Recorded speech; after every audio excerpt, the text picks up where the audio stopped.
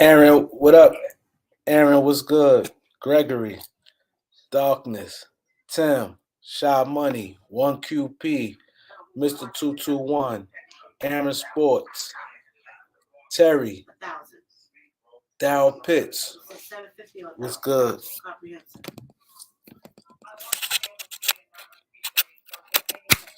Eric Kwan, what up? Soul Controller, what's good? Would that make it a little lesser? Tony Rome, Elite the King, Festo, KBS,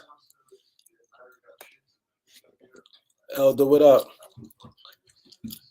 So I'm gonna bring Elder on. So I'm gonna have Elder on for a little while, and then I'm bringing everybody else on. Elder gonna break down the trade for you guys. Come on, let's get the likes up, y'all. We got 40 people in here, man. We got to get the likes up. Angie, what up? We got to get the likes up. Got to get the likes up, man.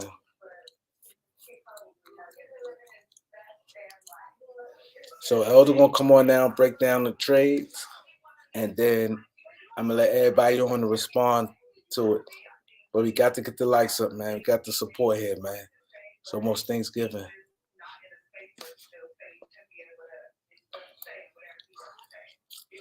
Tim, what's good, bro? Appreciate you. That's right. Terry said hit that like button when you come in. My boy Roger is in the building.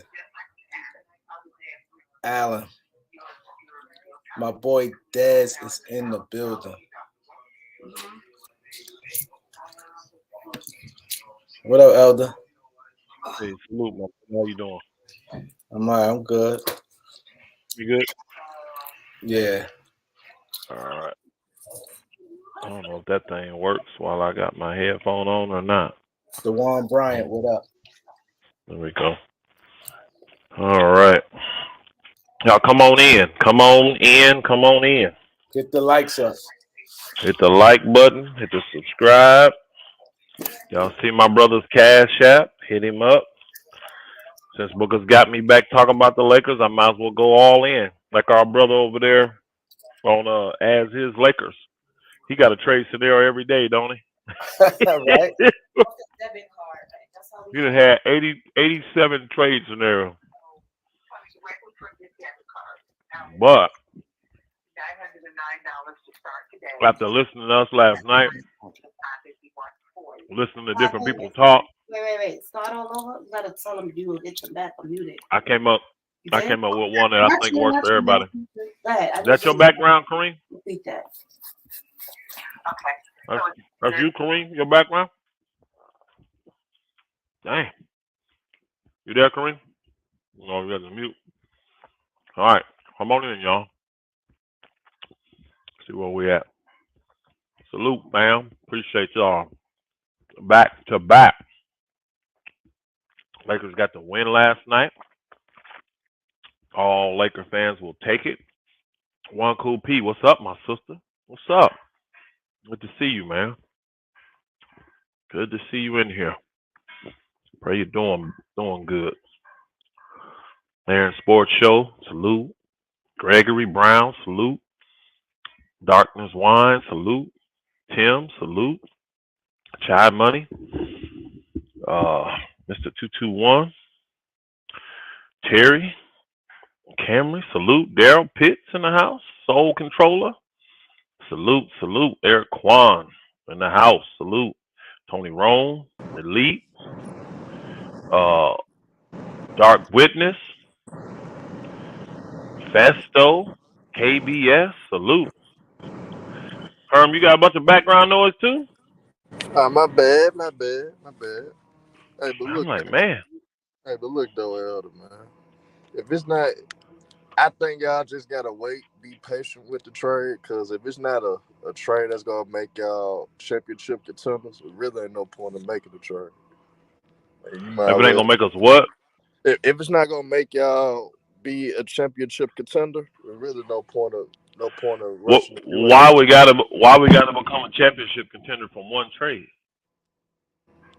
Now I'm just saying, any trades trade or trades y'all make, if it's not gonna put y'all in the championship I contender don't position, I then don't go for it. understand that, Herm. I don't understand that thinking. Why All does right, a all right. trade have So, to make us a championship contender? Why? what I'm gonna ask you this: what trades out there that you see that gonna be beneficial for y'all to continue? For our what team? So, what trades are out there that really that can really happen that can make y'all championship contenders? Why do you keep saying championship contender? I don't get that. Why does it the trade? That's the part I'm not understanding from everybody. Why does the trade have to be championship contending? Right now, we're what 13th in the West. But are You're y'all not gonna? listening. No, Herm. Come on, Herm. You're not answering my question. Are we not 13th in the West? Yeah, y'all also on a 3-game winning streak. So I mean, Which means nothing because we played three bad teams. So we should have beat them. We just beat the teams that we're supposed to beat. So stop with it. Again, y'all notice I will ask these people that are known Laker haters, LeBron haters, Laker haters, whatever they are, and they won't answer the question. I answered your question. They won't answer. You didn't answer it. Why does the trade have to be championship contending? Let me ask you this, Herm. Are y'all in win When now mode? when Are hold y'all on, in win Herm. now Let me ask situation? you. Apparently not. We 13th. Now, what I'm saying, if you But got LeBron James on your but team, that's we not a cause to no win now. no. How come is not? I'm no Herm. I'm going off reality. I'm not going off what it should be. I'm going off reality. Reality is the Lakers front office is not viewing this as win or bust. Look at the moves they've made. You tell me what you've seen from the Lakers front office that makes you think they're trying to win a championship this year. I mean, they got. I mean, we know we both feel the same way about Jenny Bus ass, but Again, you understand it.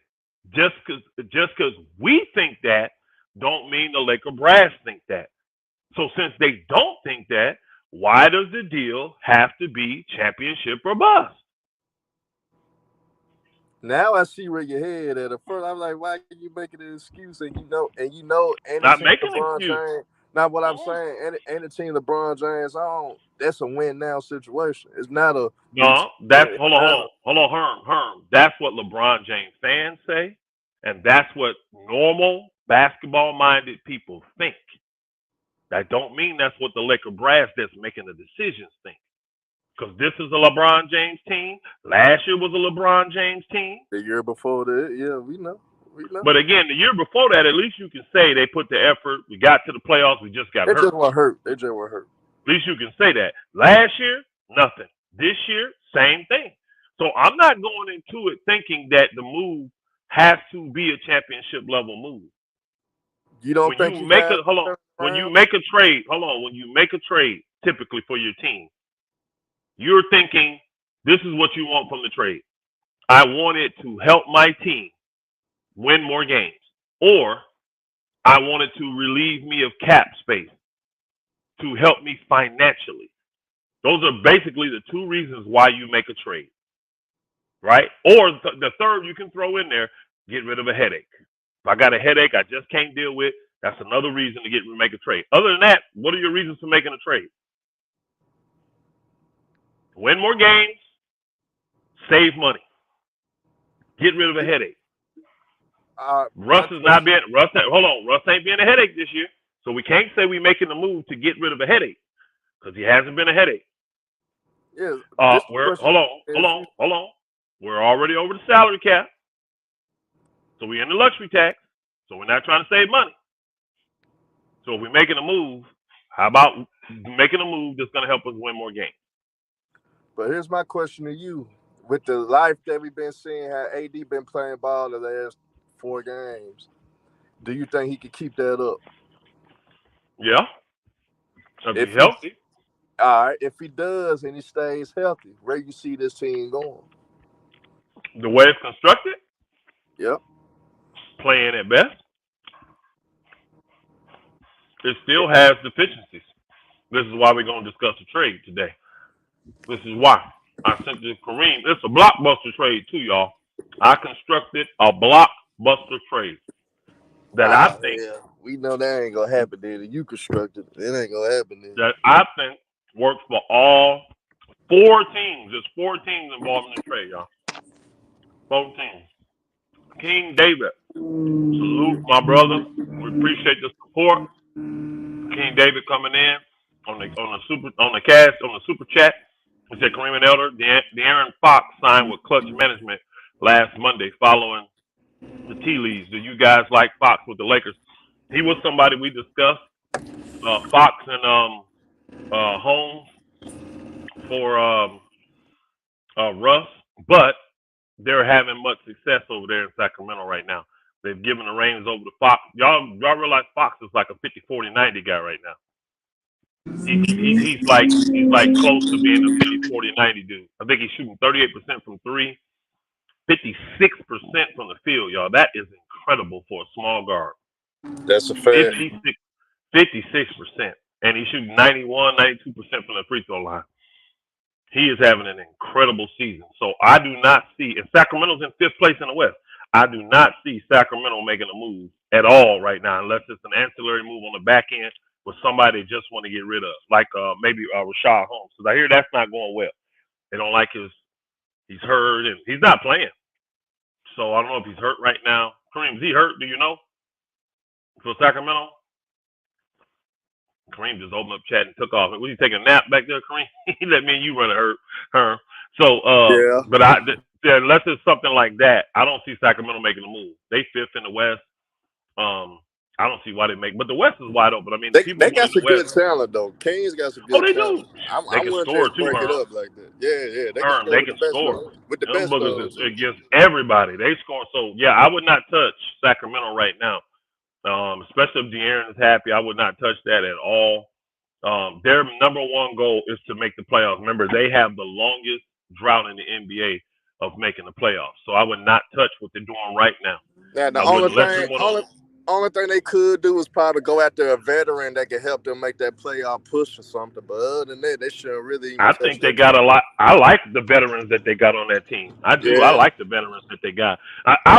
What move I could see them making is a guy. See, you got a guy like Rashawn Holmes who's making good money, but he's not producing for you, or you're not happy with him, something like that. If I can find a way to move his contract to bring something in that's gonna help me that I need, I'll do that. Other than that, I'm not touching nothing. I'm not touching nothing.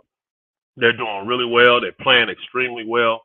I like what Sacramento doing. I really do. I like what they're doing. So let me, since I think we got pretty much most folk in here, salute to all y'all that didn't get a chance to run this down. Don't get Let me these break. folks' hopes up, Elder. Don't do it again. Hey man, hey, everybody else is out there throwing out all these trade rooms and all that. If you got me back talk about the Lakers, I might as well throw mine in the hat too. Might as well throw mine in there too. Dang it, because I started listening to different people, honestly, and then I started, paying attention to what they were saying. I said, you know what, this person makes sense. Then I heard somebody else said that makes sense, and then I heard another person. I said, all 3 of those make sense. How can you put them together and make a mega deal? So here's what I came up with. All right, you got a 4-team trade. Can y'all still hear me good? Everybody Yes, can hear me? sir. Yes, sir. All right. I had a 4-team trade, right?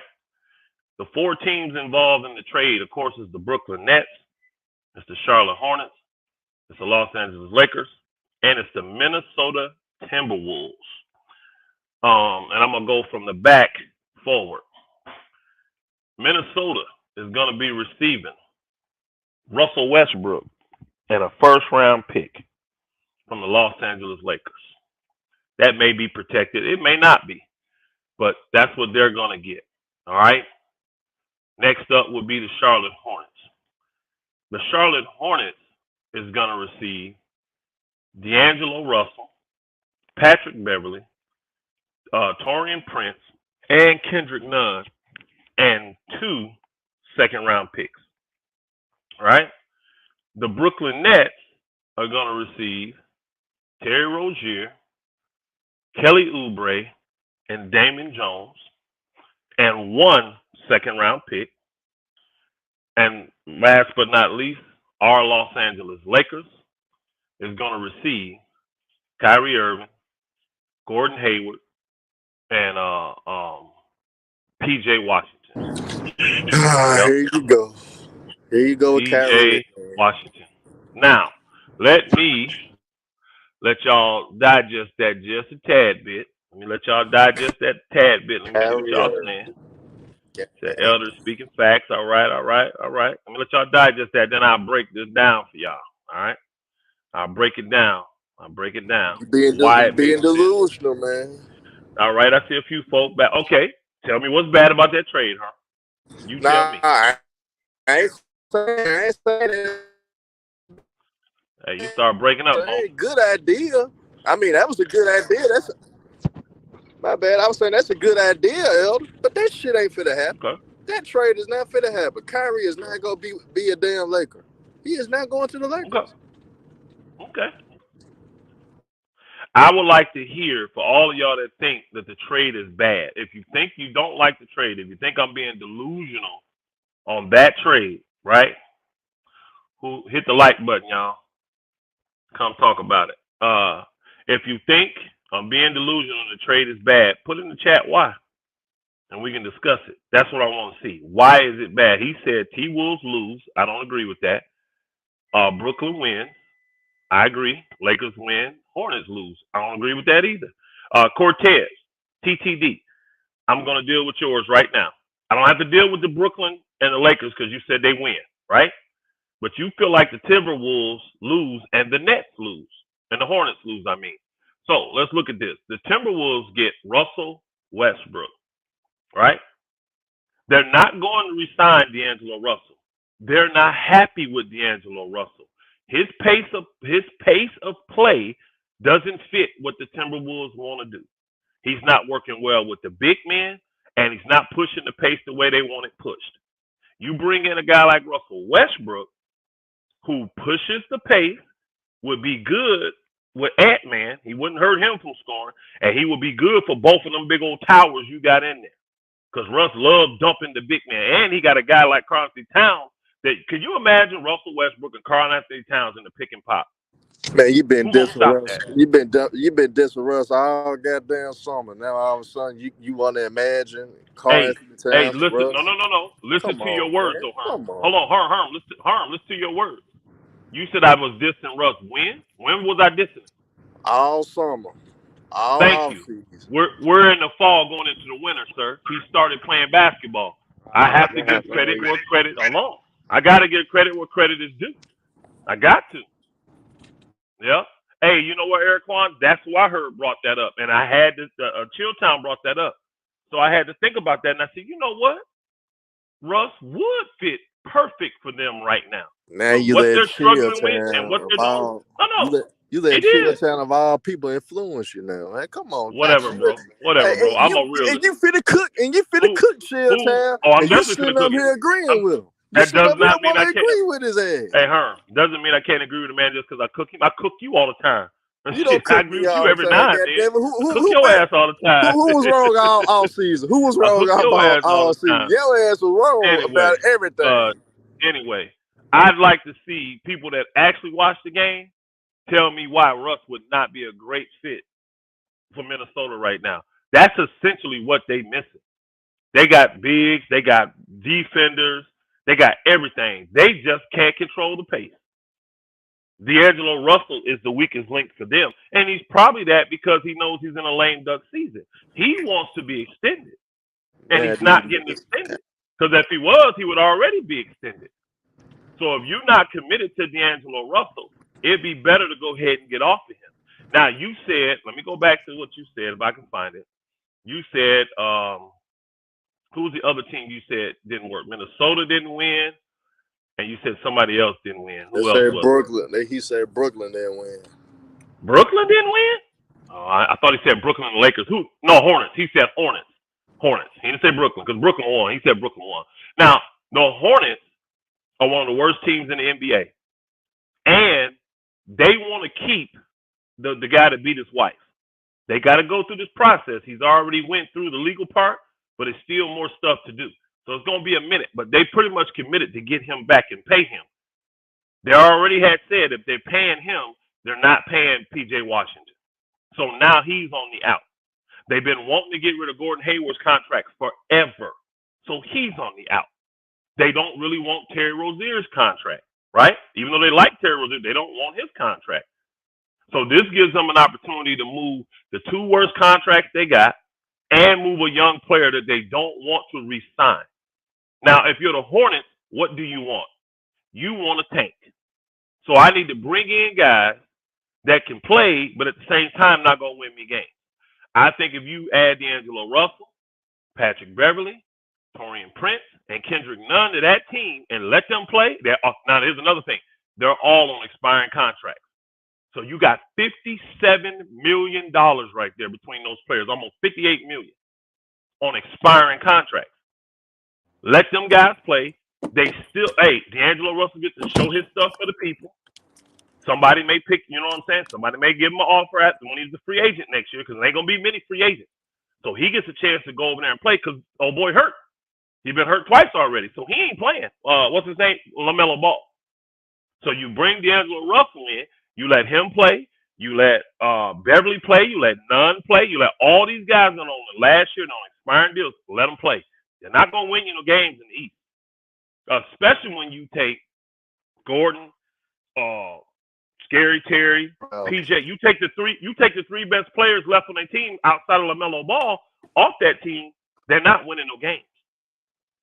So you got guys on there that's going to still play hard, lose every night, but they all going to get the showcase if somebody wants to pay them again. And then you get $57 million drop off your books.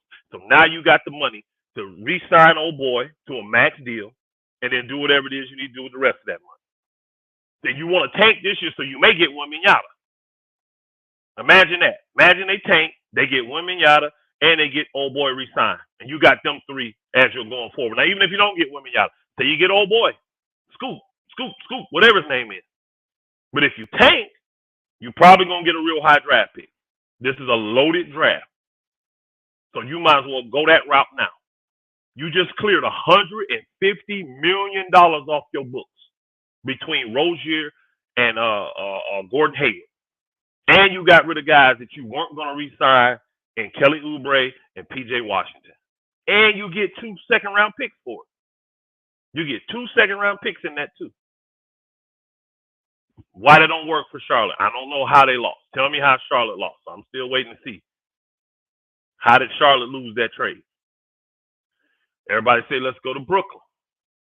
Brooklyn wins out. Because for Kyrie, you get an audition for Kelly Oubre. Because, you got to stay competitive in Brooklyn because your picks are going to the Houston Rockets. You don't want to get them lottery picks. So you need ballers back. But you got to look and say, what can I get that goes with KD and the rest of the crew we got that give me a chance to stay relevant and still win? Well, Terry Rozier is a minor version of Kyrie. That's what people say. And he's making half the money. Kyrie's making 37. He's only making 20. So you replace Kyrie with a guy that ain't a problem in Terry Rozier, who would fit well with Kevin Durant. You got Kelly Oubre, who takes a lot of the burden off Kevin Durant defensively. He's on audition because he's only on a 1-year deal. Then you just have to throw Damon Jones in to make the money work, but he's only making $2 million. So that's an extra big man who Brooklyn needs. They don't have no big men. You got an extra big man coming to Brooklyn to help out in there a little bit. That ain't costing you no money. So that's why it benefits Brooklyn, right? Oh, another thing with the Lakers. With Minnesota. Can you still hear me, Herm? You done dropped out too. Can y'all still hear me? Oh, yeah, I hear you good, Ed. I'm just all right. I'm making sure. Minnesota. The reason Minnesota gets the first round pick, y'all, is because of two things. First off, out of all those players, I'm excluding Kyrie because he's the problem child, y'all, right? D'Angelo Russell is the most proven player out of that. He's an all-star. He's making max money. He's the most proven player out of all those guys that's in this trade. And I'm taking Kyrie out because he's the problem child. You're just getting rid of your problem. So D'Angelo Russell is definitely, he was the number 2 pick. He's a lottery pick, making max money. He's worth a first-round pick. And you're eating salary. Minnesota's eating some salary with Russell Westbrook because they can. You see what I'm saying? Because Minnesota's only giving up 2 guys. So they're taking in Russ and they're eating salary. So that's why you got to give them a first-round pick. So that's why Minnesota gets the first round pick. They're giving up the best player in this, and they're eating salary. So you got to give them the first round pick. You're giving Charlotte two second round picks because Terry Rozier is the next best player, and then the most promising young player is P.J. Washington. Now we're not giving you first for these guys because we're eating up your salary with Rozier, with the Nets, and with Gordon Hayward. So that's why you can't get first, because we're taking a salary, $150 million off of your books, $160 million actually, off of your books. 100 with Terry, 60 with Gordon Hayward. So we taking that off your book. You're not getting first round picks for us eating that kind of salary. So we're giving them 2 seconds because of the talent of the players. And then you give Brooklyn 1 second just to appease them and get them to do the deal. So they literally getting Rozier for Kyrie, who fits right in well. You're getting a defender to help out Kevin Durant and a big man that can go in there and be serviceable for 10 to 15 minutes a game. And you're getting a second round pick. Plus, all those guys besides Rozier, you can get rid of the contract. Kelly Oubre expiring. Oh boy, only got $2 million. So you're not making a major commitment to anything moving forward. So you're going to have cap space next year, getting rid of Kyrie and bringing in Terry Rozier.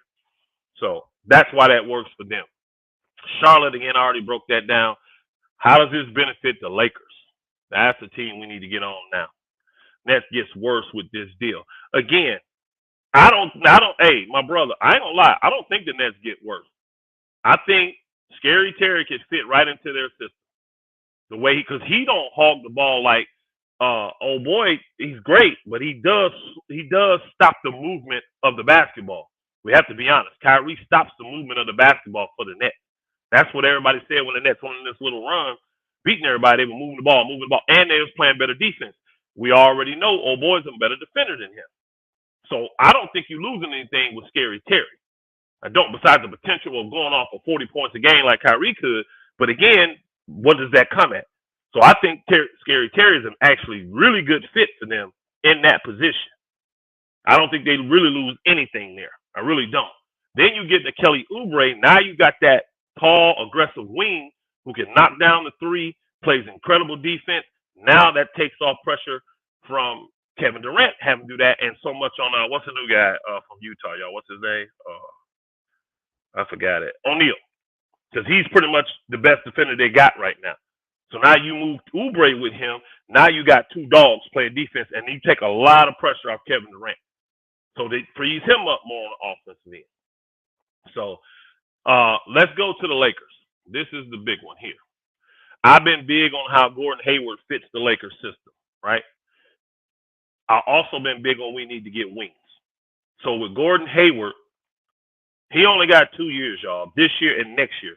I don't personally think it's going to be hard. Like, say we bring him in, he gets hurt, he doesn't play a lot. I don't think it's going to be hard to move Gordon Hayward and that $30 million contract.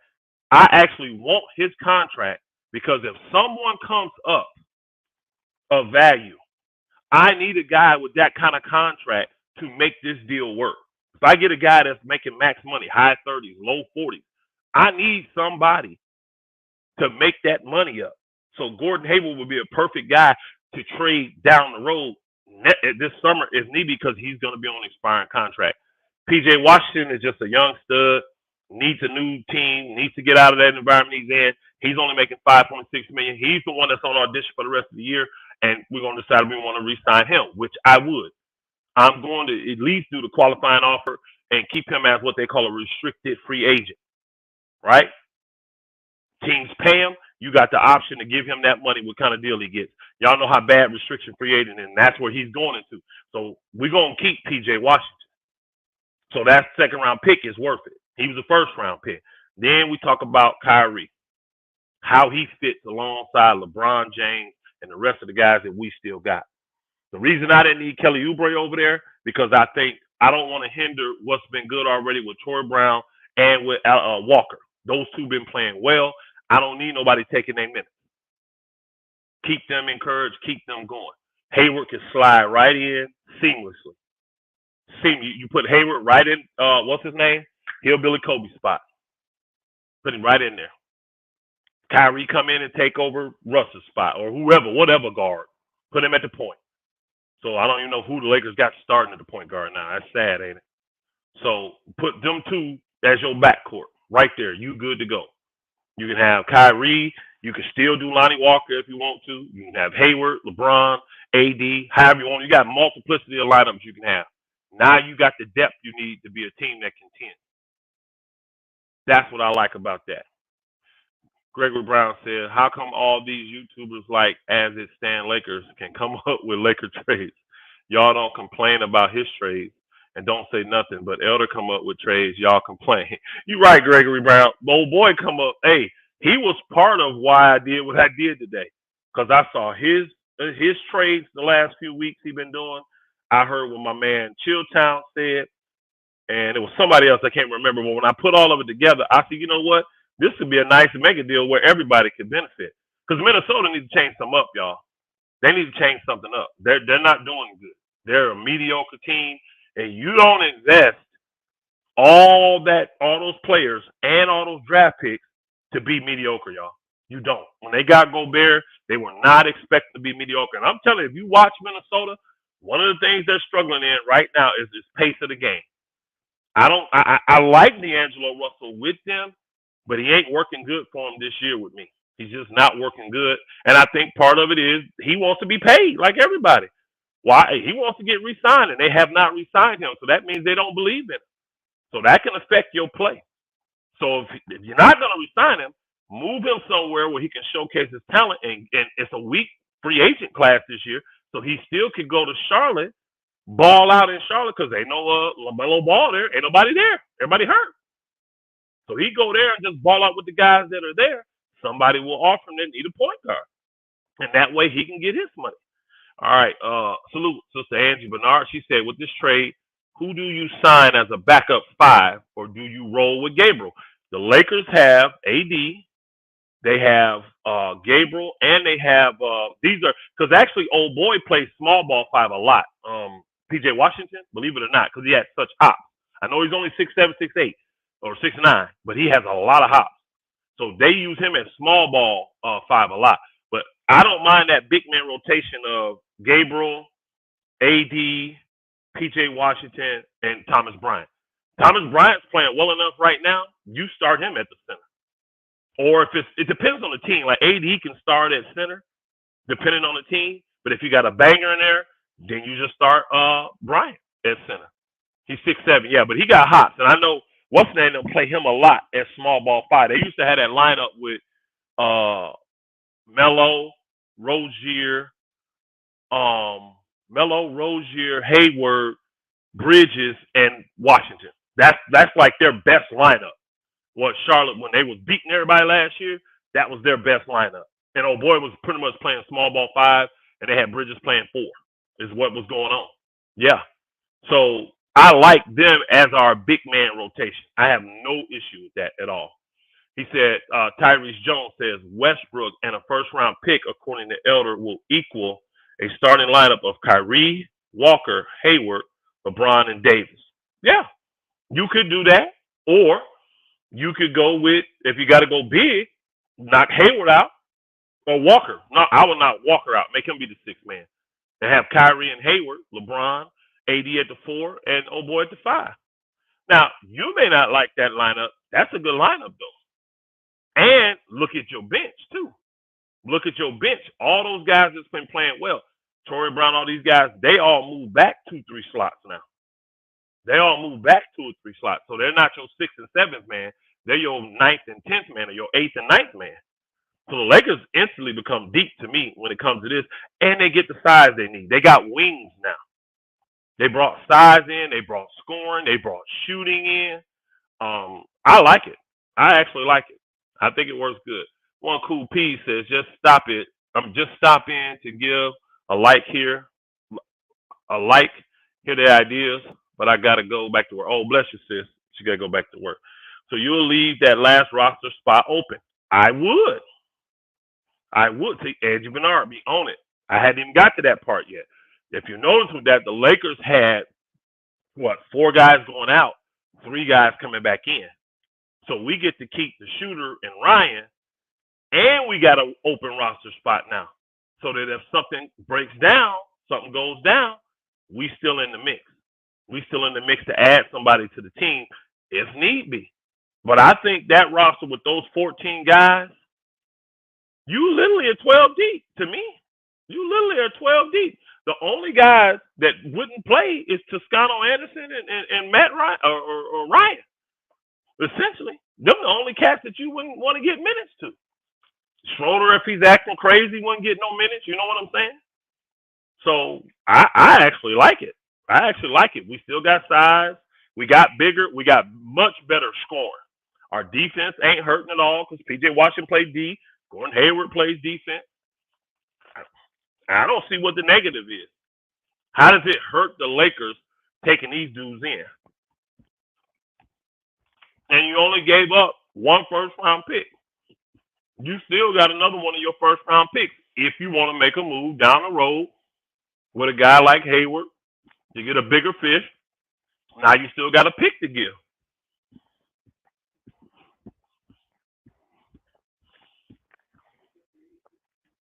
What, baby? Oh, my bad. I get off here. So you sold me on the trade for Lakers, Nets, and Hornets, but you know the T-Wolves will get worse with Rudy and Russ. I don't think so. In a perfect world, maybe the trade happens. One thing, I gotta keep it real, y'all. The thing I've probably been the most impressed with Russell Westbrook so far this year is his passing. His shooting to me is still mediocre. I know he had a little stretch there where he hit some threes. He's still a mediocre to bad shooter. But his passing has gone to a level, and he's done better. He started off bad on the turnovers, but he's actually gotten much better with the turnovers. Russ has always been very good at dumping balls to big men. He's good in the pick and roll. He's good at getting in the lane. He can penetrate on his own, get in the lane, and jump. And with his athleticism, if you contend, he just drops it to the big man. So now he's got Rudy to do that with. Imagine that. Imagine the Minnesota Timberwolves. Russ got the ball. Old boy comes from the right block, the left block, up to set a screen for Russ. What's his name? The shooter. Towns. Towns don't have to roll to the basket now because I got Rudy Gobert there. It's automatic pick and pop. So pick your poison. If you want to cover Russ going to the basket, he can drop it to old boy. If you don't and you play off of Russ, he may take off and dunk on you. If you cover the pick and pop and if you cover Russ dropping it to the big man and him getting to the basket, you got to leave the pick and pop open. So now he just jumps it back off the old boy to shoot the three. No, I think those two guys would work very good with Russell Westbrook. I do. Their skill set works well with the stuff Russ wants to do when he's trying to pass. And Russ y'all seen it, he can overpass sometimes. He gets so assist happy, everything has to be an assist. He gave up 2 wide open layups yesterday because he was trying to get cute and make passes. He said none, Pat Beverly and Westbrook, and 1 pick, no, Elder. Okay, that's cool. All right, first off, what's your value for none this year? KBS, what's your value for none? What's your value for Pat Beverly? But you bring in a lottery pick from P.J. Washington, who's young, athletic, big man you need, wing you need, defender you need, scorer you need. Y'all maybe I'm going to watch P.J. Washington, y'all. I think he leads that team in threes. I think. I don't know that for sure. I think he leads that team in threes. Gordon Hayward, solid. Again. But I'm disappointed in you, El. I'm disappointed in you getting these folks' hopes up, man. Again, everybody else putting their trades together. I said, I'm going to go ahead and do one. But if I'm going to do one, I'm going to do a mega one. Why? Because that's what the Lakers do. The Lakers like stuff like this. This kind of, they want to swing for the fences. When they do something, they want to swing for the fences. And every scenario I gave, if you notice, all teams got the things that they needed. I didn't leave, in my opinion, I didn't leave any team hanging like with a need that they have. I didn't leave them hanging, you know, because old boy and them some people would try to say that Brooklyn Didn't get no. Brooklyn has to win. I They mean, made why it clear. Minnesota getting the short end of the stick? I don't think so. Not the way Now the Russ reason, playing right now, bro. Not the way he's playing right now. but the reason why I'm saying that, everybody threw Russ under the bus. The media, the whole goddamn world, but basically this for Russ. Now all of a sudden he'll work out in the trade for Minnesota. That's a I'm going off. BS to Hey, me. Herm. I'm going off the way he playing. I'm going off the way he playing. And when old boy Chill said it, my first response was, internally like, man, come on, bro. But then I started really thinking about it, and I've watched probably 4 Minnesota games. That's their issue. And that pushing of the pace, they want to run. They got all them young studs, and they want to run. And D'Angelo Russell ain't doing it, bro. He ain't doing it. And he ain't distributing good. Russ, can we not lie? Can we be honest and say, I mean, I know he leads the team. Russ got to be one of the leaders in the NBA in assists. He got to be. He getting double-digit assists every game. Coming off the damn bench. Off the bench, playing less minutes. So imagine putting him in a starting role and letting him go like that. Because Russ, let's keep it real. Russ ain't the guy that needs to shoot 25 shots no more. He ain't got to be that dude. And they do have a system. He would fit their system. But the way they play, they wouldn't hinder Russ from getting to the basket and playing fast. Those guys want to play faster over there. They want to play faster. And Gobert them not slowing them down. It's D'Angelo Russell. That's the one they're not happy with. And D'Lo ain't happy because he ain't got no contract extension. He's an all-star max player. He think he deserves a contract extension. I think it works. If you're not going to keep D'Lo. I don't think you do, though. I don't think you do. All right. I see my man Lamont say he don't think that Russ and Edwards could play together, but I do. Russ Edwards is just a scorer, and I'm not. Hold on, listen to my words closely, because I know how y'all like to take stuff out of context. He's a scorer. He just wants to score. KD is a scorer. I'm not saying Edwards is KD or he plays like KD, but both those guys are just scorers. That's their name. That's their number one thing they do. They score. And if he can play alongside him, he can play alongside him. Shit, he playing alongside LeBron. That's all LeBron doing now lately. Playing 2 guards, scoring, shooting, jacking up a bunch of shots. I don't think it would hurt old boy at all. I really don't. Especially if you're getting a guy that's picking up the pace and they getting more possessions. I don't think it'll hurt him at all. I'll say this. Let's just say some of y'all may not think that Russ a good fit. I agree with old boy Chilltown. I think he is. When I'm looking at what's going on, I actually think he's a good fit for them right now. And he does the things that they need. But even if not, they got to do something. They can't give up 5 draft picks and everything they gave up to get old boy and be mediocre. You can't do that. You can't. So if something is not working, you got to make some moves. Conley, I like him. He don't push the pace though, bro. He don't push the pace like that. Those other guys push the pace on Utah because he got a team full of young guys. Now, he's the calm and head. Now, I'm not saying Conley wouldn't be bad for them. I think he would be good. I think Conley would be good for them, too. I think Russ would be good the way Russ is playing. He said Russ is 6th in assists right now, pushing the top. And this is a guy that's coming off the bench. And he's 6th in the league in assists. Russ is the credit I have to give Russ is he is actually diming people up. He is throwing some good assists. He got some crazy turnovers, don't get me wrong. But he is doing very well at distributing that basketball this year. I have to give the man credit. He shot the 3-ball much better. I'm still not sold on his shooting. I'm not sold on his shooting at all. But I have to give the man credit where credit is due. So, I mean, put it this way.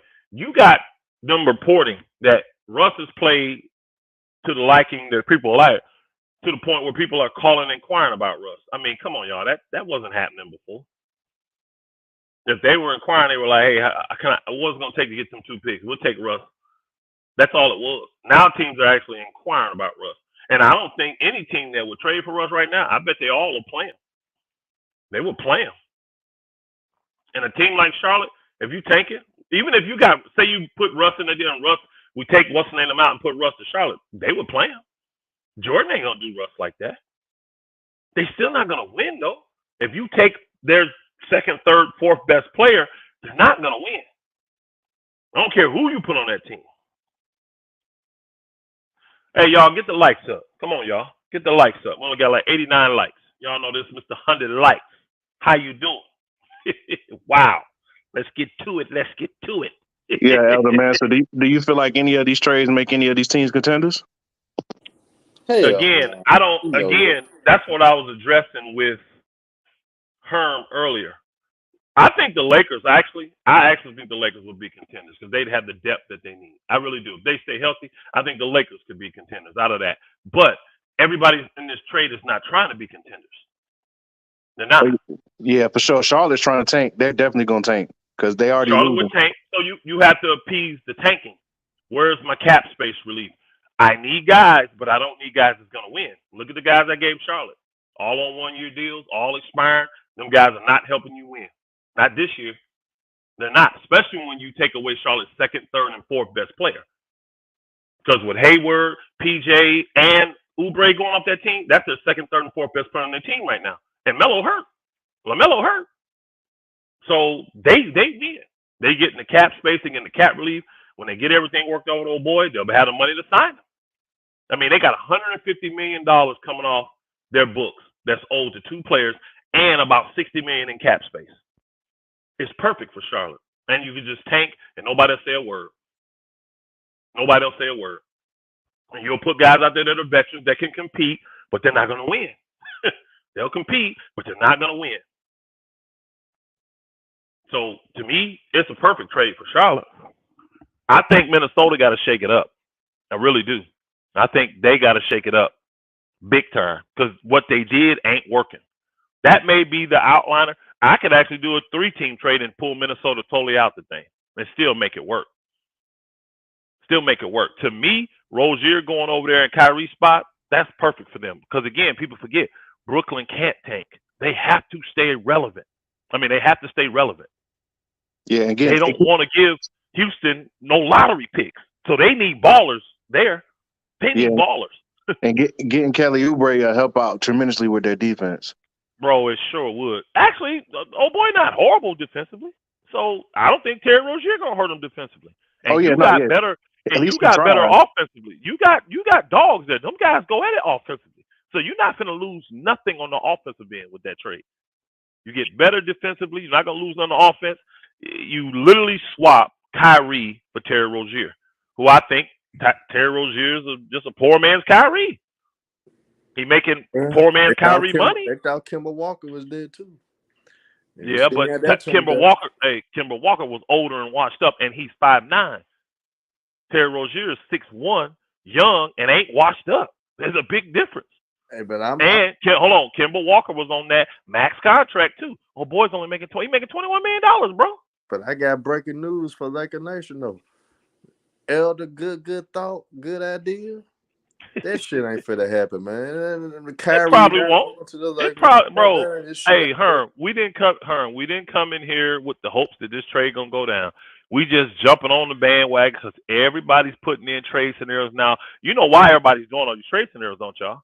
Not just for the Lakers. People are doing trade scenarios everywhere because the damn league's mediocre. Look at the West. The Lakers. Hey, Herm, the Lakers have been horrible this year. They're like have 3 they or not? 4 games out. They 4 games out of second place, bro. They're 3 or 4 games. Are you out. serious? Yeah, that's crazy. With 70, with 68 games to go, 65 games to go. Come on, bro. The league is mediocre. Saying I wouldn't just make any move unless it makes sense. You got injuries all over the place. You got teams that are underachieving all over the place. Again, Kareem brought it up on the show last night. He said that the Lakers said a while ago that they were going to look at trades after Thanksgiving. What week is this? Thanksgiving week. So let's see what they're going to do. Now, I think the Lakers was pump faking. I told you, I've been calling the Lakers pump fakers now because I think everything coming out from LA is pump fake. I don't think they really want to contend. I don't think they want to pay the price to contend. But to me, if I can do a deal that's going to bring depth, it's going to help my shooting, it's going to help my wings, the things that I need the most, and it's going to make my team deep, this early, and I got a chance. I gotta go for that, and I get to keep a pick too. I don't have to give up both picks to do it. And in this scenario, you ain't got to give up both picks. Anybody demanding extra is crazy. Charlotte will be crazy trying to demand a pick when you getting rid of $150 million of their salary to help them tank. You see what I'm saying? They'd be crazy. Take your 2 seconds, because I gave you 2 seconds because of the talent level you got coming. You should be happy with that. I'll take the 2 seconds and save $150 million. Mm. And I gave it to Minnesota because you're giving up the 160. best talent. 160. You're right. 160 million. I gave Minnesota a pick because you're giving up the best talent and you're eating salary with Russ. Got a little bit of salary you're gonna eat. So that's why I gave them a pick. I gave Brooklyn a second, literally just because to appease them, so that they could say, "Hey, we got a second round pick for Kyrie." Really, you should be happy to get the players you got. You got 3 competitive guys that can help you. You need a big that can give you 10, 15 minutes. You need some wing help, right? And you need scoring. So you got that with Terry Rozier. So I got something to say. headache. I got something to say on it. Hey, what's going on, my brother? What'd you say? I got something to say on all this. What you saying? First of all, go ahead, my brother. Go ahead. First of all, you already know if Brooklyn give up Kyrie, they're gonna want them 2 first-round picks. That's mandatory. You do know that, right? If they give up Kyrie, you know Brooklyn don't want no 2 first-round picks, right? Hey, Mingo Jester, I don't agree with that. I do. With that. I think Joe Tsai gonna want them 2 first-round picks. I don't agree Sean with that at all. Marks, they gonna want them 2 first-round picks. If they're giving up Kyrie Irving, yes, when they try to trade him and don't nobody want him. They can keep their headache then. we ain't tripping. Because actually, I did that because I put him in the deal because of the scenario they're going through now. I knew in the summer they didn't like. I knew in the summer they didn't like Kyrie. They really don't like Kyrie right now. They really what don't. Scenario though? You said they scenario. What scenario? The scenario they just got done going through with Kyrie. You talking about this nonsense where they put all this bogus mess on Kyrie? That brother. All I'm telling you is this. That diminishes trade value too. Yeah, easily. He didn't have no trade value this summer. The reports came out right when the thing started with the suspension that Brooklyn had already been quietly trying to stir up trade for Kyrie. Nobody was biting. Nobody was even interested in Kyrie. Hey, bro, and the one team they thought they had was the one team they had, the Lakers. They even backed off. Because remember, the Lakers fans got all excited. Oh, Kyrie's available. The Lakers like, hey, we got reservations about Kyrie. The Lakers was like, bump that. The players I like kept the coming. idea Elder came up with. I just know it ain't gonna happen. But I like that idea though. I don't think it's gonna happen. But that is an actual mega trade that actually works and gives all 4 of these teams what they need. I can't even troll you about that. I can't even troll you about it. I mean, again, normally I would, but I can't even troll. When I do a trade, I also think about the players too. The main players you got to think about, because believe it or not, y'all, if people come in and start bucking, that'll kill a trade. No, but this is what I thought you was gonna do though. I thought you was gonna do like a 5-team deal. I think that would happen easier if you pull a 5-team deal. Throw the Spurs back into it. Now the Spurs falling off like we expected. They ain't gonna keep winning, so I'm pretty sure they're gonna be willing to unload whatever around. Well, this the thing time is this. The deadline. Think about this. The Spurs don't even have to unload. They're bad with what they got. The only motivation the Spurs would have to get in part of this deal is because they're so far up under the thing, they could eat salary. But they would only do that to get the picks. So that's why I didn't bring the Spurs in, because they really don't bring nothing to the table, because they're horrible with the guys they got. All they got is some shooters. With the guys. Yeah, and and again, I saw. Did y'all see the report that came out today? Then in the summer, the Lakers offered them a first-round pick, protected, lottery protected, to give up McDermott and Richardson, and they turned it down. Yeah, the Spurs turned it down. They wanted both. They wanted no. They didn't want both. They wanted it unprotected. But the Lakers were like, you got 2 role players. These guys have achieved nothing in the NBA. They've done, you know what I mean? They ain't got no awards, no accolades, no nothing. They just role players. I'm not giving you an unprotected pick for role players. which I do. I know Kareem's been arguing about that. I agree. That's basketball. That's what they do in basketball, NBA. So I think the offer was fair. But I know what What's-Her Name was thinking. San Antonio was thinking, yeah, these two guys are role players, but you get two good ones. So that's worth a first-round pick. And don't forget, we're eating a ton of the salary. We're eating $20 million of salary. That by itself is worth a first-round pick unprotected. So us settling for one unprotected, we're doing our part. You really should be giving us two. I can see San Antonio saying that, and I can see why they said, no, I ain't going to do the deal. We good. We tanking anyway, so what difference do it make? You know what I mean? It don't make me no difference. You know? I can literally, to eat that money up, I can re-sign a guy, eat the money up, then trade him. You know what I'm saying? So I thought about them. I thought about Indiana. I thought about putting them, and I said, no, because their motivations don't fit with everybody else. And then I couldn't figure out ways that they win. Because the thing that's Indiana been, remember everybody said Indiana tanking. Remember Indiana came out and said, we ain't tanking. We don't do that in Indiana. Look what Indiana is now. Was they 9-6? They showing us they ain't trying to tank. Indiana is not trying to tank. They will hold out until they get the deal they think they want. That's why they did the same thing with Brogdon last year.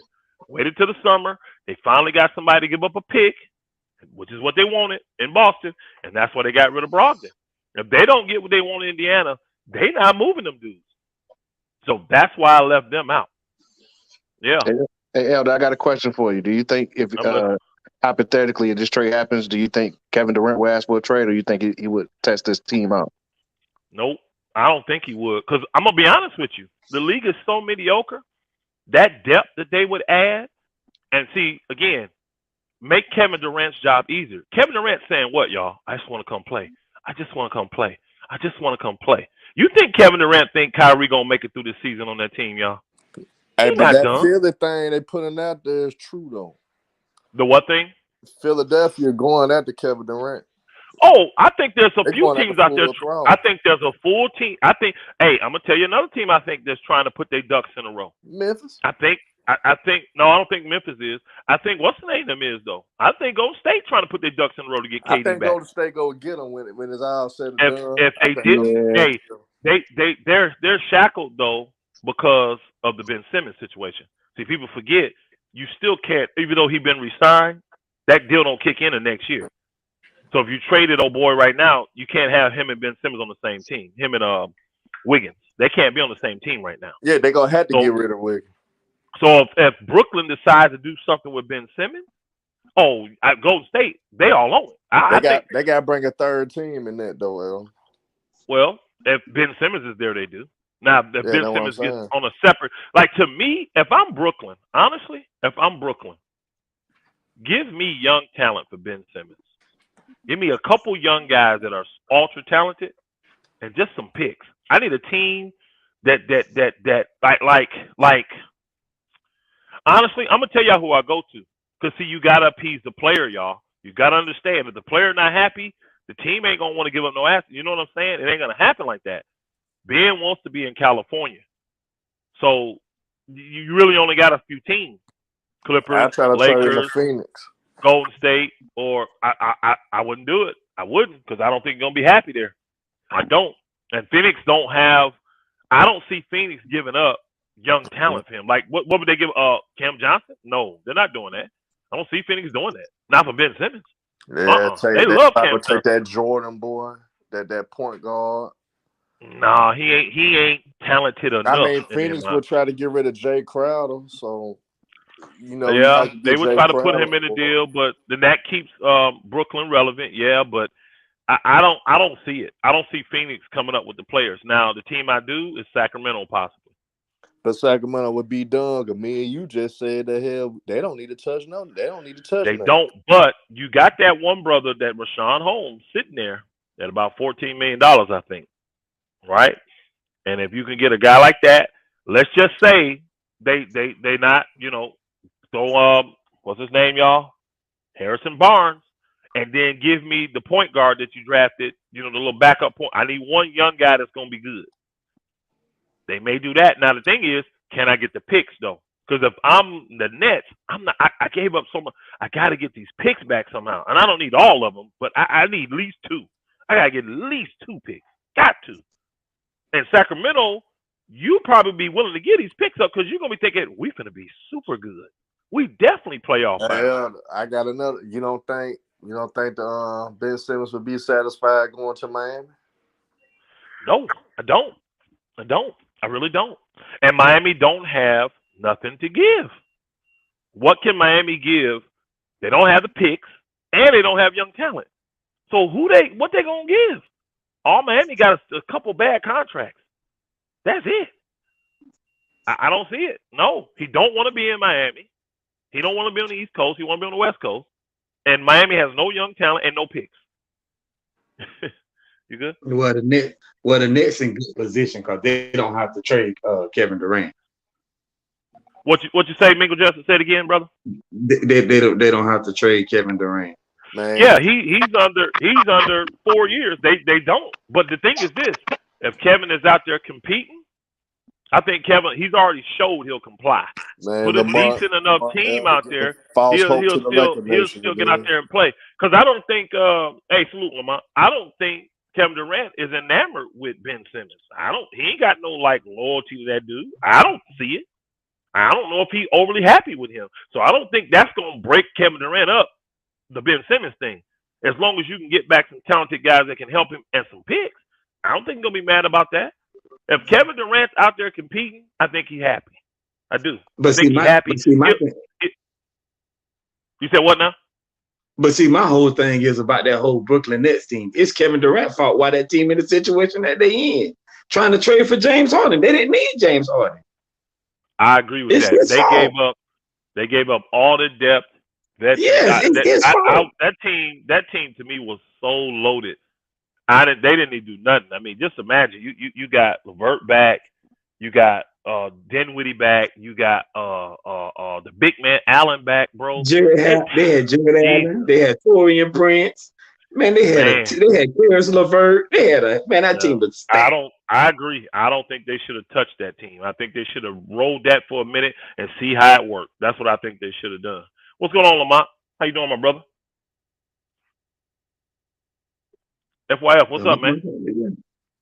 Must be on me.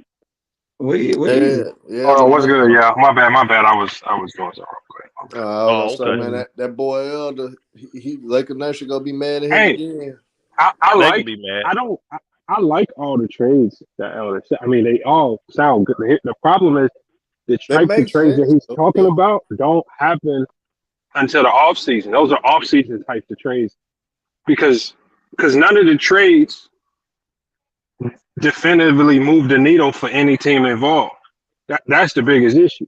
It's still a whole bunch of question marks in all of the trades. You put Russ on Minnesota, it's still a humongous question mark. They would be better off moving them in the offseason and just riding it out with a player that's been there for the last couple of years. That's the problem I see with the trades. It's not mid-season trades. I would push back on that. Let's start with the Minnesota part because I've made the big move already, and it's not working, and it's obviously something wrong. Now I may say, "Hey, it ain't been enough games. Let's give it a few more games." I could see Minnesota easily saying, "Let's get this. We 500. We still in the mix.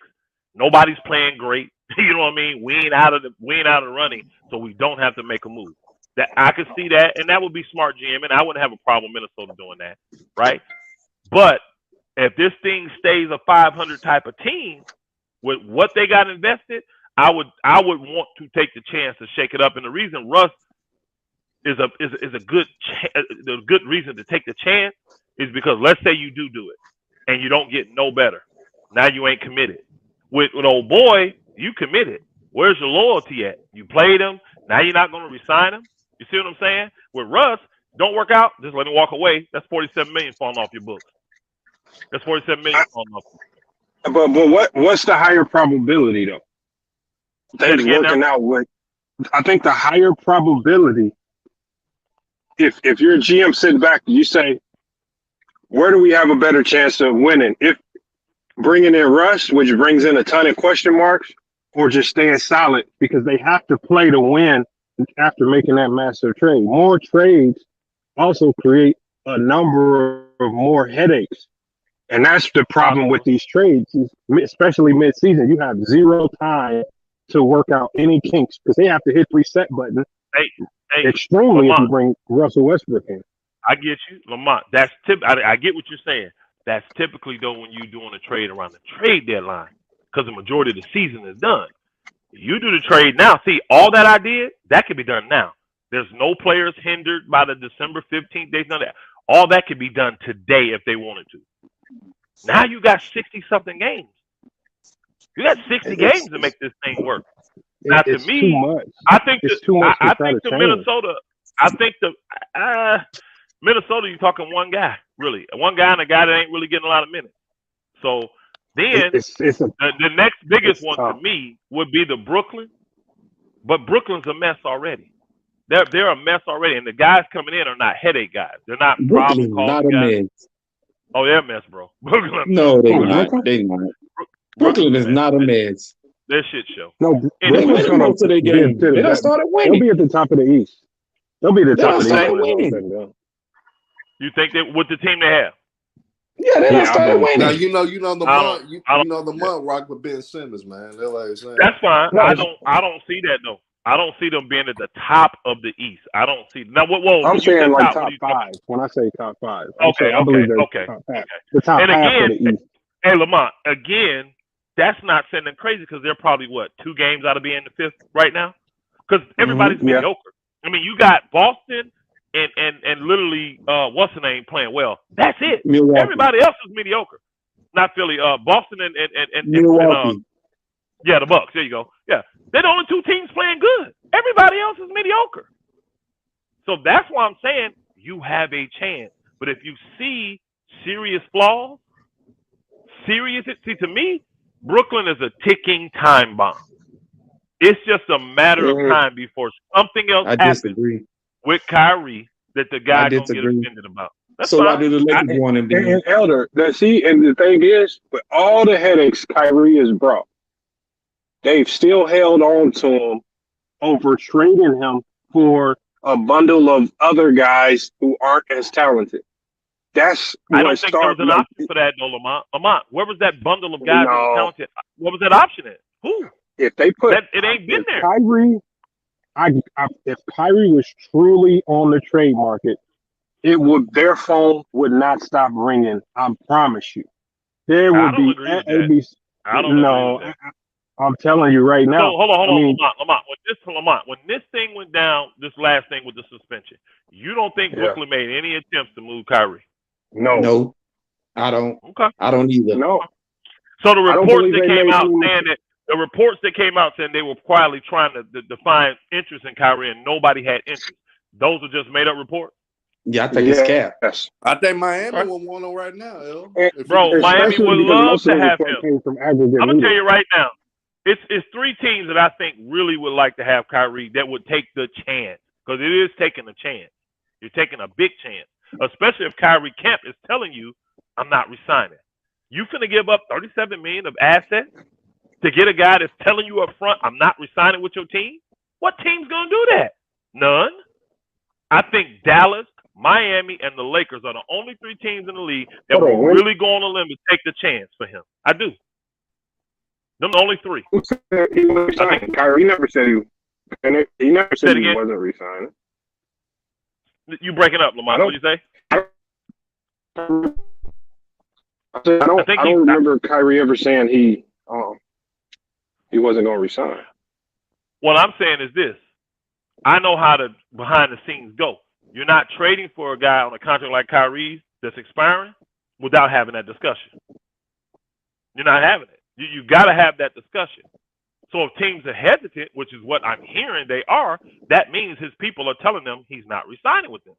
Now, again, how does that get out? No one's going to hear about that. You just know that's how business goes. If you inquire about a guy that's on the final year of his deal, the number one thing going to come up is, are you willing to resign? And if the answer to that is yes, now what's the numbers? Because if Kyrie said, I want to resign, I'll resign with you, but I want a max deal. A lot of teams going to be like, I'm not giving you $45 million. Hell no. What y'all think the problem is with old boy? It ain't that he's just a horrible talent in Indiana. Turner. Most people have had problems when they talk to his agent and they find out, yeah, I want to be re-signed and I want $25 million a year, and they're like, no, we don't value you that high, bro. Sorry. He's came down. Now he's saying he wants $20 million a year, and teams still ain't traded for him yet. Kyrie's at this stage in his career. This is what I find so weird about the whole conversation. This what I find so weird about the whole conversation is that no team don't want Kyrie, and no team Kyrie a headache, and nobody wants trade for him and all this. So why the hell do the Lakers want him so bad? Again, I'm telling you, the three teams I think It's that kind of would weird actually. to me. I think that y'all. Let's just keep it real. Their perception of Kyrie is their perception. We can't change that. If they believe Kyrie is a headache, that's what he is to them. All right. I'm good with Kyrie. And the last 2 years, Kyrie ain't really had no injury issues. It's been other stuff, COVID, all this. You know what I'm saying? The jab, all that stuff. But that stuff is offensive to them. So if they viewing him that way, I can't change their mind. But it does kill and hurt his trade value. I do believe they have tried to inquire about what they could get for Kyrie. Now, over the summer, Kevin Durant demanding the trade, put a kibosh on everything. They literally had to use Kyrie to keep Kevin Durant. They had to. But when this stuff all started coming down and this owner was offended, I believe that they did inquire quietly. And nobody was interested. Why? Who wants to take this man in when we ain't even got a resolution to what the hell's going on? We're going to bring and just take him in with the problem we got going on and give up $37 million of assets when we don't know if he's willing to resign or what number we can resign him at. Kyrie is a problem, John, unfortunately. So wait a minute. So wait a minute. So if Kyrie helped them keep Kevin Durant, why would they get rid of him if they want to keep Kevin Durant? No, I didn't say Kyrie helped them keep Kevin Durant. I said they That's what you just Kyrie. said. I said they used Kyrie to keep Kevin Durant. That's same different. Difference. Same difference. That's the same difference. Same difference. Listen, bro, it's not the same That's the difference. same difference. Yes, it is. That's the same difference. Okay, brother. Whether they used him or Kyrie helped them, Kyrie still was involved. Kyrie, brother. Same difference. Again, because they had his rights. Once Kyrie signed, there was nothing he could do. Just like there's nothing old boy could do because he signed. But they knew we're not moving Kyrie until we find out what the hell's going on with Kevin Durant. I promise you this. If Kevin Durant would have pressured them and pushed them harder, got really ugly with this thing, and what's his name? Ben Simmons, Harden, like they did. If they'd have went that route, right, and forced the Nets to trade him, I guarantee you they'd have traded Kyrie too. There's no way they'd have kept Kyrie on this team without Kevin Durant. Kyrie got Kevin Durant to come over there. The reason Kevin Durant said he wanted to be traded because they were talking about getting rid of Kyrie. I'm not staying on this team by myself. You got me a broke down mental guy in Ben Simmons and Kyrie gone. This is why he requested a trade. I'm 34 and you want me to pull off miracles? That's why he requested a trade. Kyrie's still there. That's why he'll just go out and ball. But I'm saying that if you start to move these pieces and put pieces around Kevin Durant that can win, because one thing he's shown you he's going to do, he wants to be out there on that basketball court. So he may be mad, he may be upset if they trade Kyrie, men, all that, but let those guys go out there and compete and be able to win. He ain't going to say a word. Now, if they lose, say they get bounced in the second round, first round, like they did embarrassing last year, whatever, he may go back again in the summer and say I want to be traded. But for this season, if he has a competitive team that he can compete with every night, Kevin Durant ain't going to say nothing. He's already shown me that. He ain't no leader. He ain't no leader. If he was a true leader, guess what? If he was a true leader and Kyrie was really his boy, right? Ain't no way in hell he'd be playing for Brooklyn right now. If I'm the leader of that team and my boy got me to come all the way across country to play for this team, you going to give him a contract or you going to get rid of both of us? He ain't finna be no lame duck player. not with what he brought to the table. Yeah, he folded. KD folded. KD, man, that was the biggest whole move anybody. Again, I ain't surprised. This is Kevin Durant. When we talking whole moves and Kevin Durant, yeah, they go together in my personal opinion. But if he was really down with Kyrie and he was really the leader he is, he would have said, no, I'm here because of him. So if you're not committing to him, you're not committing to me. We came as a package, did we not? And there'd have been no talking with me. I'd have been like, you either re-signing him or you moving both of them. Do what you're going to do. And I'd have set out. See, y'all forget how these guys get paid. Kevin Durant on that money where he getting paid 4 times a year. He could have set out of camp and still had half his money sitting in the bank. October 1st, he'd have had half his money, half his salary. What, he making 41, 44? He making 4. He'd have had $22 million in the bank before training camp even came up. What so could why they didn't do? he sit out? Nothing. He had all the cards. He a hoe. He a hoe. That's why. No, he didn't sit out. He didn't sit out because Brooklyn was holding all the cards. Dude, you just signed the contract. We signed the contract. Brooklyn. What the fuck you was gonna do? Nah, but Kevin Durant could have been like, I'm willing to sit out for real. If you got a guy What he was going to Mingo, hold on, come out, Herm. He just re-signed the contract. What he was going to really do? Mingo, hold on. He already had signed that contract. Well, he had already signed it months ago. He ain't just I know. That's what I'm saying. So what was he going to do? Sit out. Again, the way his contract is structured, these guys that make the big money like that, the majority of them, not all, but the majority of them only get 4 payments a year, bro. They get 1 payment in the summer, which is 25% of their money. They get another payment October 1st. So these guys have half their money before the season even starts. They get another payment around Christmas and another payment at the end of the year. Well, not Christmas, I think it's in January, February, something like that. They only get 4 payments a year, bro. 4 payments a year. $10 million at a whop. Ben Simmons on that pay plan. So Kevin Durant could have used his leverage as a player. He threatened to use it. He just didn't do it, though. To me, that's a bailout. If that's my guy, I'm literally saying to them, he brought me here. If it ain't working with us, if it ain't working with him, it's not working with me. Because you're not, and I'm saying that because I don't want to be here without him. I want to compete. I want to win chips. I'm playing for legacy now. Man, all he had to do, Mingo Justin, was get on the pony and say, I'm not playing for Brooklyn unless my brother Kyrie playing. If he's not playing for Brooklyn, he's not he's there. He can't. I want to keep it. I want to keep it a buck. He can't say that over the public. That would cost him a ton. They would be able to do a lot of stuff to him. He can't say that to him publicly. He just has to not show up. But he can tell them privately all day. And guess what? They would have put it out there. If he says it privately, I promise you, the Brooklyn Nets would have put that out there, trying to shame him into coming in and playing. Just like every time he went to those meetings, that information got leaked. You think KD leaked that information? Man, that was the Brooklyn Nets leaking that information. That was the Brooklyn Nets trying to put pressure on KD from the public. They trying to sell tickets. If KD ain't coming, how many people you think lining up to do? They already struggle to get people to come to Brooklyn and watch games anyway. You think they're coming if you ain't got Kyrie and Kevin Durant? I'd have put immense pressure on their tail. And I'd have been willing to sit at home. Why? I've been paid half my money. I already got $22 million in the bank from this year. What they gonna do? I'm gonna tell you the easiest thing they could have used to really use it as leverage. If y'all not getting rid of that racist ass on in Phoenix, I'm not touching the court, period. And I would have just rolled with that instead of rolling with the Kyrie thing. And let's see what they gonna do. Let's see what they gonna do. Well, I'm a loyal guy to my guys.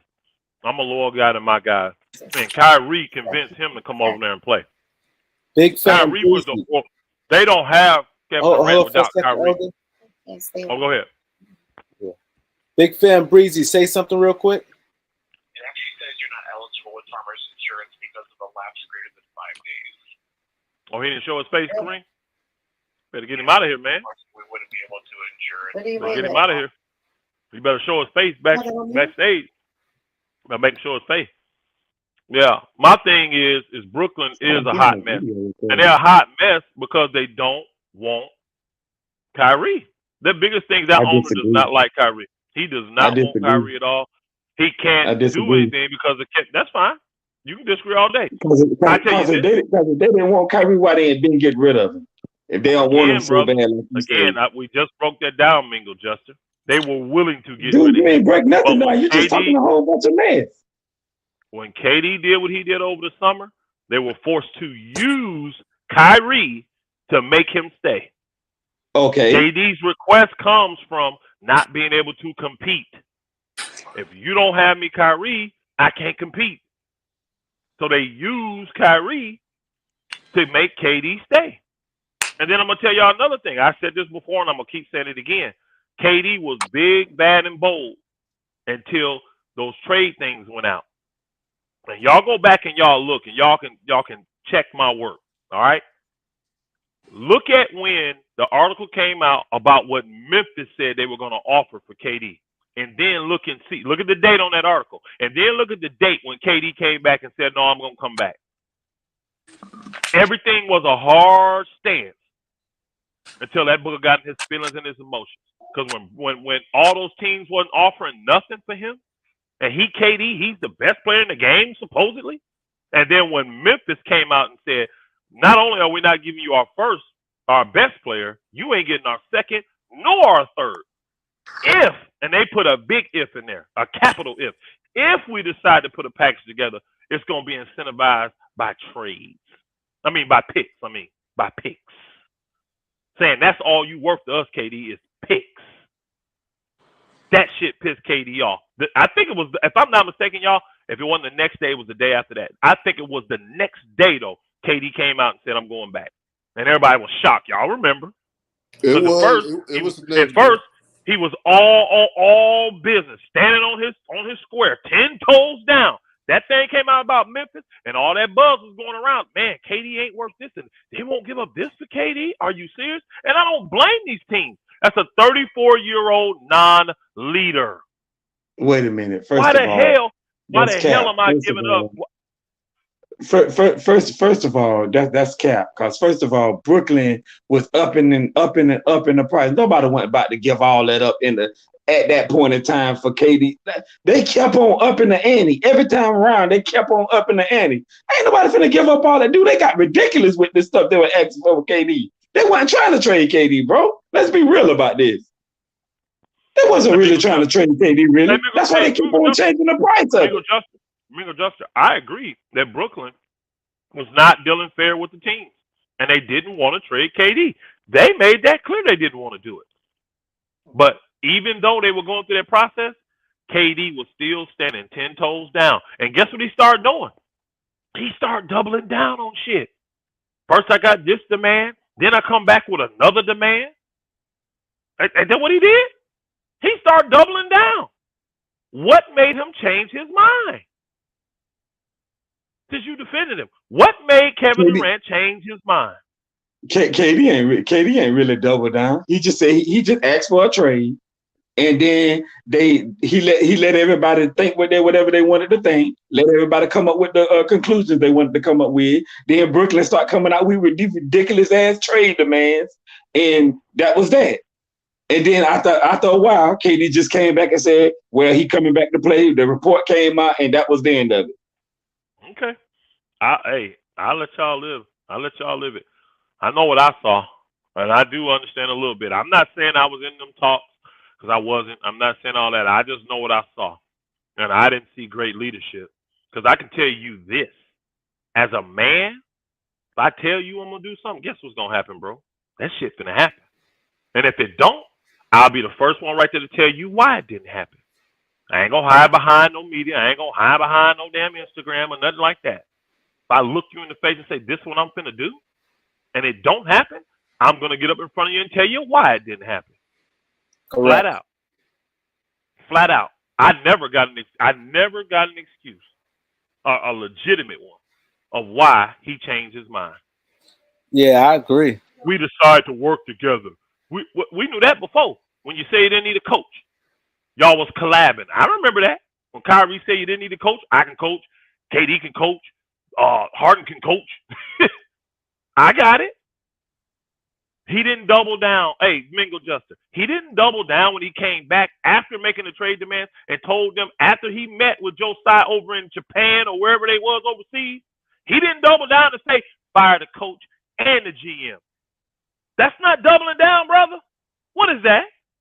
Mingo Juster. But look, what is that? No, that's really, he made that demand because of what was going on. So he had to come up with okay. KD saying, yeah, but KD saying, okay, yeah, since y'all want me to come back, then I want this. You know, it's like a tick for tat. Okay, y'all want me to come back and play? Okay, I want this and this. You see what I'm saying? Hey, Mingo Juster. Now you really playing semantics. When you say I want to that's what it was. Hold on, bro. When you say I want to be traded, then you meet with the owner of the team. Mm-hmm. And then you come back after that conversation and say, not only do I want to be traded, for me to stay, you got to fire these dudes. You don't consider that doubling down, bro? And they didn't even fire him. Nobody but Steve Nash into the season. Okay. And he still came back and played. Okay. All right. So am I right or am I wrong? No, you told the truth. Okay. Tell me this. How do you see this season going for the Brooklyn Nets moving forward? I'm like Buddy, whoever said it. I think Brooklyn will be I think Lamont said it. I think Brooklyn will be a fifth seed. Somewhere in the fourth, fifth, I don't sixth, think so. Somewhere in there. I think they'll be somewhere. No problem. Let's go with that. Let's say they're fifth seed because that's what Lamont said. He said a top, then I said define top. He said top 5. So let's give them 5, right? What happens in the playoffs? I don't know. First round. I don't know, but I don't know what will happen in the first round. You do understand the 5th seed does not have home field advantage, right? They don't. And they may play Toronto first round. The way the team is, and that's going to be terrible. So imagine if, you play the 4th seed. Imagine if Toronto is the 4th seed. I think they'll beat Toronto. Hold on. No, they won't. Just lost. Hold on. They'll beat Toronto. Listen, Mingo Juster. If Toronto is the 4th seed, you just lost Kyrie for 4 games. He can't enter the country of Canada. He ain't got the jab. No, that's over with. Yeah. No, that's over with. No, listen, bro. Here, it's over with. Here, he can do it now. He can do it now. Mingo Juster. Listen, you must ain't see the report. They can do it now. Go look it up. Canada. Yes, Canada. No. Go look it up. Hold on, bro. You I ain't have got to look it up. me. Mingo Juster. You know how I know? I have family in Canada. And they can't come over here. I already know. I don't have to look it up. Go look it up. You ain't got to argue with me. If the laws in Canada have changed and they will allow you to enter their country without the jab, somebody pull that up for me and put it up there. I'm going to get off here and call my family like, what the hell y'all doing? We ain't seen y'all in 3 years. I'm ready for y'all to come home. Shoot. Man, no motherfucker. Because I was looking at this video and it all was up there. Go ahead, answer that. What happened? The Nets a shit show, man, because of Joe side. I agree with that, my holy king. I don't think them guys, even with him, can beat Toronto. But I definitely know if Toronto ended up being the 4th seed and Brooklyn the 5th, and Toronto got home field, so they get 4 games, and Kyrie can't go into the country, you ain't got a shot beating that team without Kyrie.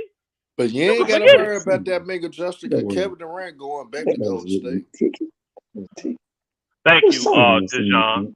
You still can't enter the country of Canada unless you have the jab. Canada will not let a person come in. He's from Canada. Oh, you in Canada. Okay, he in Canada. Cool. You cannot enter that country without the jab, bro. Yeah, so Kyrie, there's guys like Kyrie, Jaylen Brown, what's his name down there? Beal. None of them guys can go into Canada. Watch when those teams play Toronto and Toronto. Those guys don't play. They can't enter the country. So you get them in the playoffs in the 1st or 2nd round, it's over. Because now Kyrie can't play.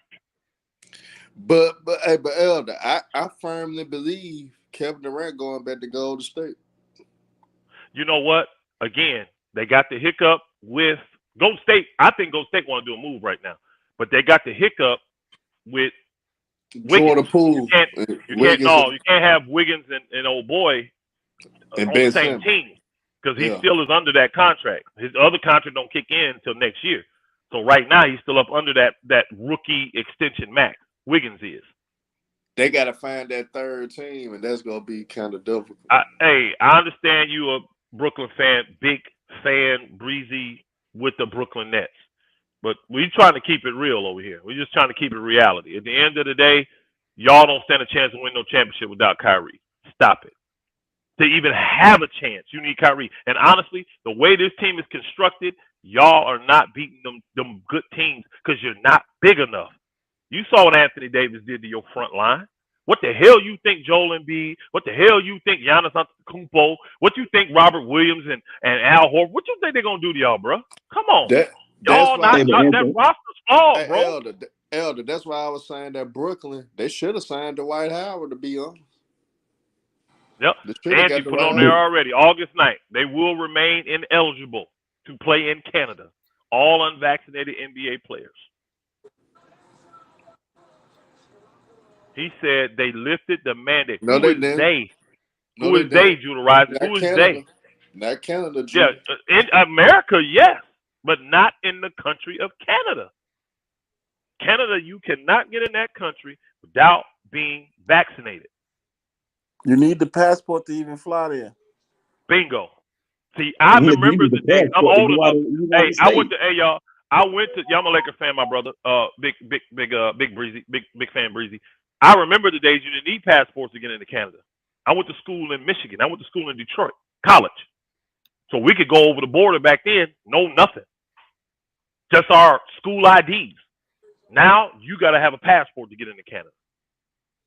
He said, according to Google, vaccine is not required to enter into Canada. I don't believe that because I'm going to call my family then. Because I got family in Canada. I got plenty of family up there. They would have been home already. He said, I hear, now I get a few, hold on now, y'all. We're getting a few people say they here in Canada lifted the mandate. No. You can live, hold on, bro. You can live in Canada and not, I'm listening at Money Masteries. You can live in Canada and not take the jab. You can live anywhere and not take the jab. But I'm talking about to enter into that country, you have to have the jab. To enter into that country or to leave that country. I bet your buddy can't leave Canada. Because if he leaves, he ain't getting back in.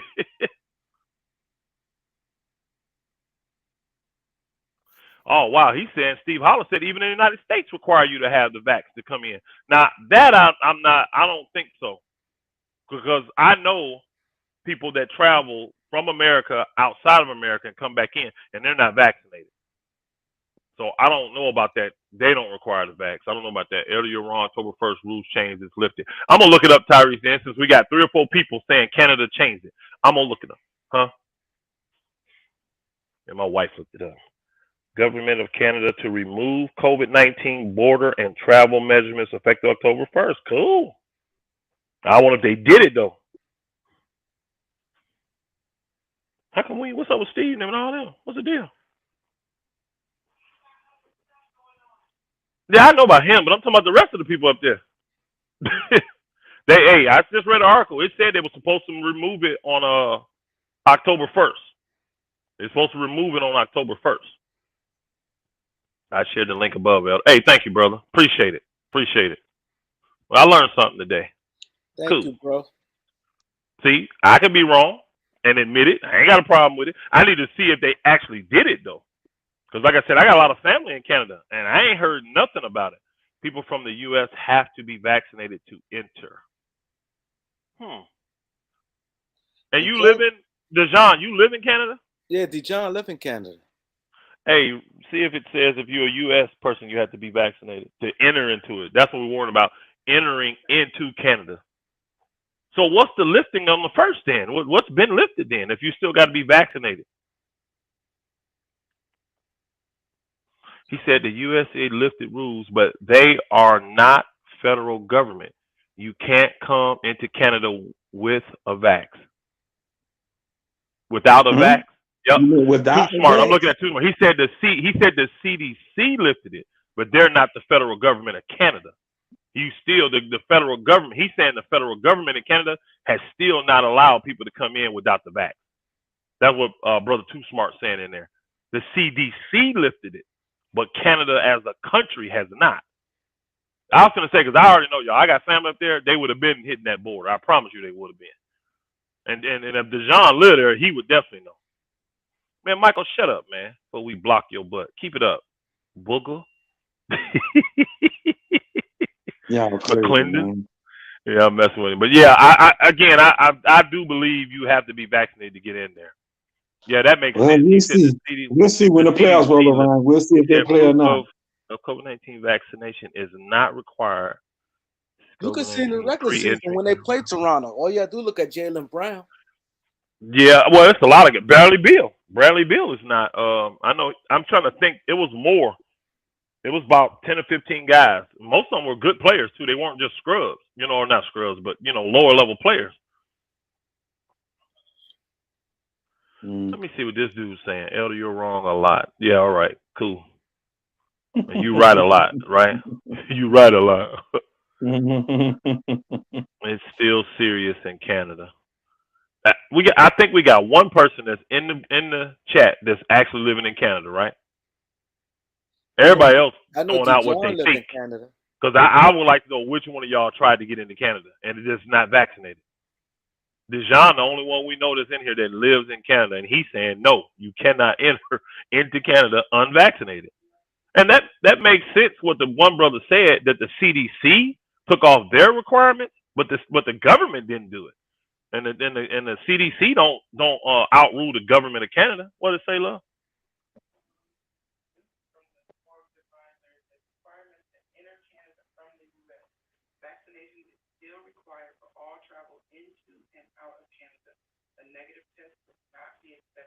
Boom. That's enough.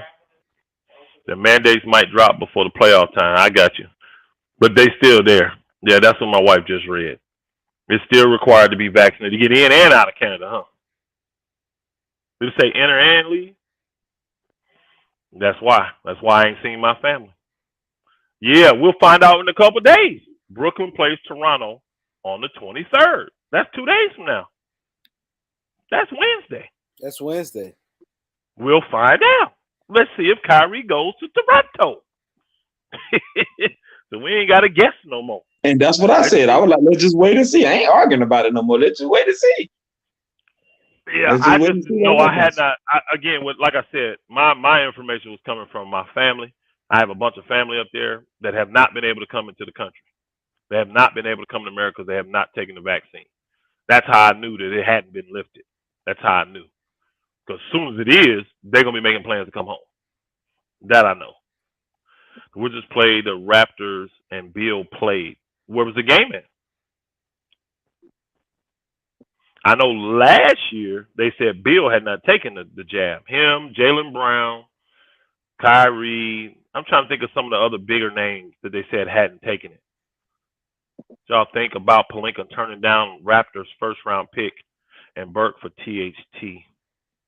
I don't understand that. There's got to be. Lakers don't have THT. What are you talking about? That was they put that article out a week ago or something saying that that's a deal that got turned down. Oh. And I had to get more details because I don't understand why the Lakers would have done that. I really don't. No matter what the first round pick would have been. THT was a second round pick.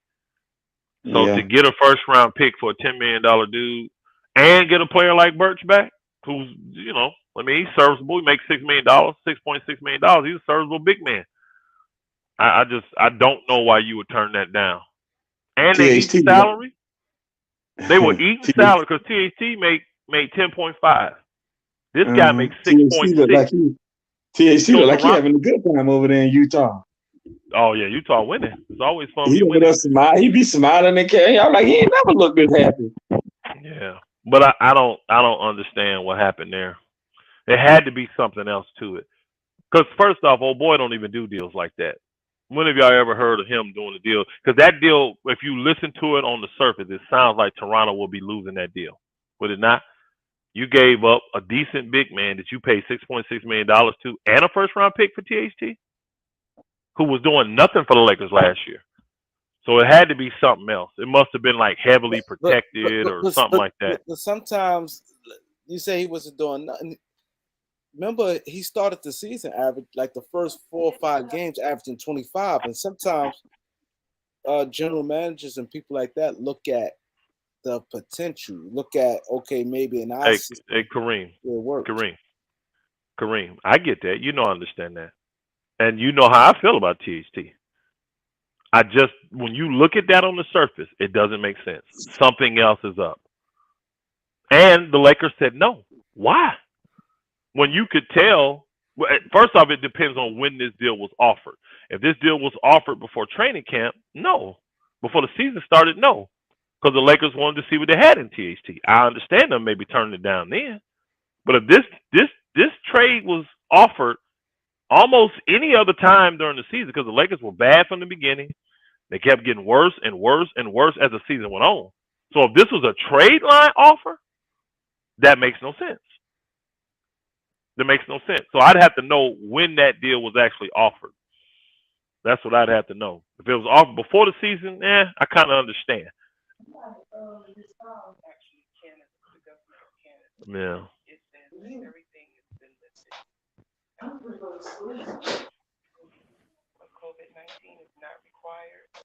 Well, he said Kyrie could play in Toronto. Yeah, my wife reading it now. She went on the Canada website, the government website, and they said they did lift it. That's what it's saying on their website. It's saying the proof of vaccination is not required. To pre-enter and arrival tests are not required. Quarantine after you enter Canada is not required. So, yeah, they did lift it. Cool. All right. I still think Toronto will beat them even with Kyrie. I don't still think they beat them with Kyrie. I don't think Toronto have a chance. Thank you, baby. They might win a game or two, but that's about it. So I'm gonna go back to the original question then before we got distracted because I was asking you. You still don't know what do you if they fifth? How do you see this faring when they get to the playoffs? You think they can make it to the Eastern Conference Final?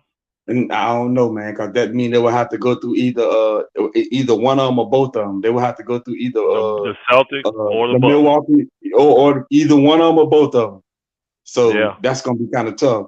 That's going to be the toughest matchup for them. Because like you said, now I do agree with your earlier point when you said that Brooklyn is not big enough, which they're not. And we all know that the Celtics and the Bucks have big teams, including Giannis, and you got Lopez, then you got Bobby Portis, and then with the Celtics you got Al Horford. They got Ibaka too, don't they? Yeah, they got Ibaka too. Yeah, and you got Al Horford, and you got even though Robert Williams ain't playing, he's not playing. He'll be playing by then, though. He'll be playing by then. And you got all the rest of these guys. So yeah, they got and then Tatum like 6'9" or 8 or something. And yeah, they got a big team. Them guys got big teams, man. And they have KD playing the post. He's not big enough. Then you got Embiid and you got Montrezl Harrell. Man, that's too much. Man, Minga just a fucking Embiid. He gonna lose in the second round. Hold on. I ain't talking about Embiid, but those two teams he was naming, the Bucks and Celtics, they both have recent history of beating the Brooklyn in the playoffs. Both of them. Boston swept them. What's the name? Whoop they tail the year before. You see what I'm saying? So they got history of beating them recently. So I don't see them getting out of the second round. I don't, because they would have to play one of those teams in the second round. But all the time, that history don't mean nothing though. All the time. Yeah. Not all the time, man. You're right. But I don't see this team. I don't see this team as currently constructed being good enough to beat the Celtics as currently constructed, or to beat the Bucks as currently constructed. Now, only thing I think the Nets need is some bigs. If the Nets can get 2 decent bigs, or maybe like a Dwight Howard and maybe another, I think they'll be decent. To go along with Claxton, I think they'll be decent. Now, Dwight Howard's serviceable. I think they need more than that because he's inconsistent. That's why he's over in China or wherever he's playing at. But you still have, they're not going to move Kyrie. You want to keep Kyrie. I say that's the only option you got to go big. You can probably get back some kind of big if you decide to get off of Kyrie. Because if I'm going to move him, the players got to help my team. KD got to be getting some X, you know what I mean? Because think about it. What's the number one complaint of KD? Remember, I heard this a lot with with the coach when they were complaining about Steve Nash. The number one thing was they was making KD play too much. Thanks, He was bro. too much. He had to. We're gonna read it right here in a second too. We had to play too many minutes, too much of responsibility burden. He had to play the best defender, best offensive player. He had to carry too much of a load for the 34-year-old. So if I'm not taking a little bit off KD and getting somebody big or somebody that can score, because if I'm getting rid of Kyrie, I need scoring back. That's 30 points a game. That's 25 to 30 points a game I just gave up. So I need someone that can score too. So I need scoring. I need someone to take some off KD and possibly a big man. That's why I put the deal together that I put. They got a serviceable big man that can play 10 to 15 minutes, get in there and get about 4 or 5 fouls. That's all you need sometimes. Y'all remember how it was back in the old NBA days? You had guys, big guys on the bench just to come in and get 2, 3 quick fouls in 6 minutes just to get the real big man a blow. That may be all you need. So that's why I put that deal together the way I did, because it fit the best I could. It fit some of the needs that Brooklyn had without over-obligating them financially to all the guys that were coming. Because you're going to want financial flexibility if you go on that route. So it's Vaughn Nash be golfing. Yeah, he is definitely golfing. So it's, again, I think the season going to be interesting. And I actually think once teams start making moves, it's going to be a domino type of effect. Because right now, everybody mediocre, so you really don't have to. There's no pressure on no team right now to make a move. Because nobody's really lost their position. You know what I'm saying? It's still too early. So, but whichever team step out there and say, you know what, I got to get this done because this is what I think we need, I think it'll be a domino effect after that. He said Nash been still in check since his Laker days. Wow, thanks, bro. Hey, man, Mike, I guess I ain't gonna block you because that's a good. You telling the truth. He definitely stole that money when he was in L.A. Hold on, we had came over there. Intel Wild dropped the cash app. Oh, my bad. Intel Wild. Forgive me, my brother. Intel Wild. Salute, my brother. Appreciate the support. Y'all see the cash app right there. KAREEMLOUALLEN. Hit the like button. Hit the subscribe. Come on, y'all. Intel Wild said, who's old boy? Elder keep mentioning. Hey, bro, I be forgetting these dudes, so I always say old boy. I be forgetting. I had a faces in my.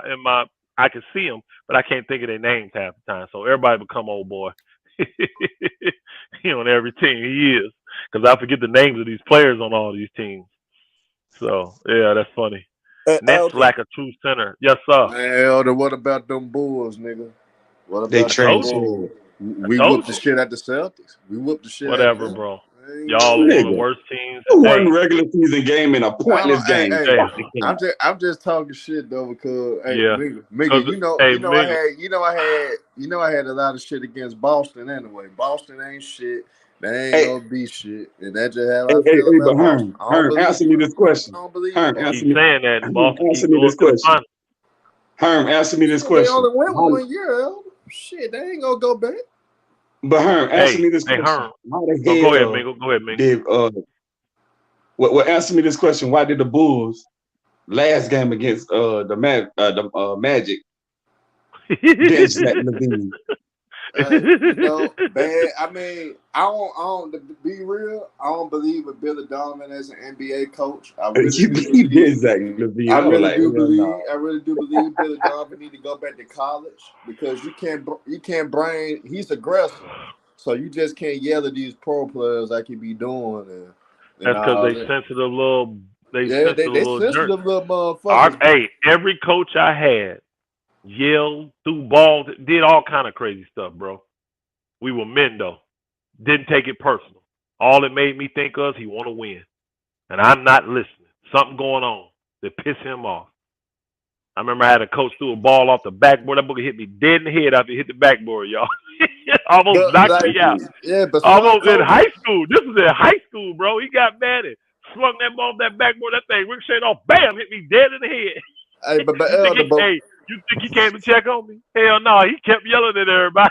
I'm laying down on the ground. Hey, it's only one great college coach in history that it translated to the NBA that was successful. That's Larry Brown. Every great college coach can't come to the NBA and coach. So I think that's part of it. And plus the Bulls, they don't have a lot of guys that that value the defensive side of the ball. So we always gonna be mediocre. We got some talent, but we always gonna be mediocre. Facts easy, 06. Boston's been making the damn Western Eastern Conference Finals for the last 5 years. They done made it 3 times. So the Bulls ain't done shit, and they ain't gonna do shit. Like I told you, I mean, they're not but gonna make the lose in the playoffs. first round. I told you we gonna lose in the first round. They ain't even But gonna make the see, playoffs this year. Why? but see, They I ain't think gonna the make the problem playoffs. with the Cap Bulls, it, though, I'm telling you, I bro. think The the problem. We Bulls gonna are make the just gonna get playoffs. worse. Watch, they're not gonna make the playoffs. You We got a gonna make guy. the playoffs. Hey, why would Vucevic be motivated to play for y'all? The problem with the Bulls is they not using Vucevic right. There I you mean, They go. not that's using coaching. him right, Hey, man. hold on. Hey, Mingle, now you old enough to know this. I'm gonna see. You old enough to know this. Why do you think the Bulls is not using him right? Well, in my opinion, it's because I think they need to run the offense through Vooch Now and we let them don't have other a guys point guard. First of and let all, them other guys Perm, get their I got baskets you. from them I and got you. feed off of Perm, them. why you think the Bulls ain't utilizing Vucevic properly? Why? we got 2 guys. All they think about is scoring first, which is DeRozan and Levine. We don't have a true point guard, Alonzo. Now, if Alonzo were playing, I think Vucevic would get more touches. So, but we don't have a true point guard in the line though. So when you got 2 guys, all they think about is looking for that shot. Hell, have a big man go be involved. DeRozan and Levine, they don't take the time to get their teammates involved. So you got 2 of your best guys that don't implement team on, you know what I'm saying, tendencies. They don't play team ball. So Y'all would be amazed at how many of these teams do stupid stuff to make sure that their guys don't hit their incentives in their contracts. Y'all be amazed. yeah. Especially guys like this that you're not committed to. See, a guy that you committed to, he's gonna get all his money anyway. You see what I'm saying? But guys you're not committed to, you're not trying to help them go to other teams, even though you don't want them. It's the pettiness of these billionaires like this, bro. You traded 2 men. I think me and Kareem was talking about this yesterday. You traded 2 first-round picks to get this man, and now you don't want to invest in him? See, they would be better off to have signed him, right? And because he's under contract, then trade him because you control the asset. They should have signed him at the end of last year so that now they could have been able to trade him all this year. Sign him on a friendly deal and then move him to let him go somewhere somebody else wants. Because teams gonna need big men. Big as these teams done got, somebody would have took him. But why would someone take Vooch now if Vooch is not committing to him? Like if you trade for Vooch now, you gonna pretty much want a commitment that he gonna re-sign with you. Or why would you give up the assets to get him? Man, these teams be killing me. The pettiness of these billionaires, dude. They petty than a mofo. They petty, bro. They petty. Yeah, that's why I think and see, my Dejan. I'm glad you brought that up, brother. You can't have a freaking $400 million payroll and be mediocre. You can't. You can't tell me Golden State is not on the edge, not on the tightrope, ready to flip something. They got to, bro. When you got all that young talent they got over there and ain't doing nothing with it, and you got guys in position that can win right now, and you paying $400 million, you understand what I'm saying? They gonna do something. Until while I thought it was what's the name? He said, if you think you can back it up, pull up, then and hit the link. Elders undefeated, 130-0. Bro, you know they like to be chat. They like to be chat room warriors, bro. They be beating me up in the chat, but it's all good. I ain't got nothing but love for them. That's why I come out here. Golden State though, bro. Yeah, look at this. I mean, they lost by 45. Golden State lost to somebody this year by 45. Please tell me that's a lie. They did not lose to nobody this year by 45, did they? Jordan Poole ain't overpaid. Jordan Poole don't like watching his back every day. He don't know when somebody gonna come up and sucker punch him. He don't know when somebody gonna come up and sucker punch him. You can tell he ain't from the hood. I watched that video. I was like, bro, he ain't from the hood at all, bro. He ain't got no hood instincts in him at all. At all. Even when you push a man like that to get him off you and you ain't meaning no harm to him, you still got your head on the swivel. You still got your peripheral going. Just in case a booger really want to fight. You know what I'm saying? That booger wasn't paying no attention, man. I don't get that. I don't get that. Draymond might be included in that package, man, too, because they ain't gonna pay him next year. I don't know, man. They people remember when, and I think Draymond orchestrated this. Remember when it was time to pay KD and Draymond, and he orchestrated old boy getting moved out. He pushed KD out, and I believe he did that on purpose. Golden State just lost by 45 to New Orleans tonight. Oh man, oh man, oh my God. Steph and Oh, play. Steph Clay. I'm looking. I'm sorry. Oh, Stephen Clay didn't play. Mm-mm. Oh, okay, that makes sense then. That makes sense. 128 to 83. Oh my God. Everybody must have played. But did Zion play tonight? Yeah, he played. Okay, so they had Ingram, Zion, everybody back. Okay, that makes sense. That makes sense. New Orleans is a dangerous team when they got everybody. They're a dangerous team.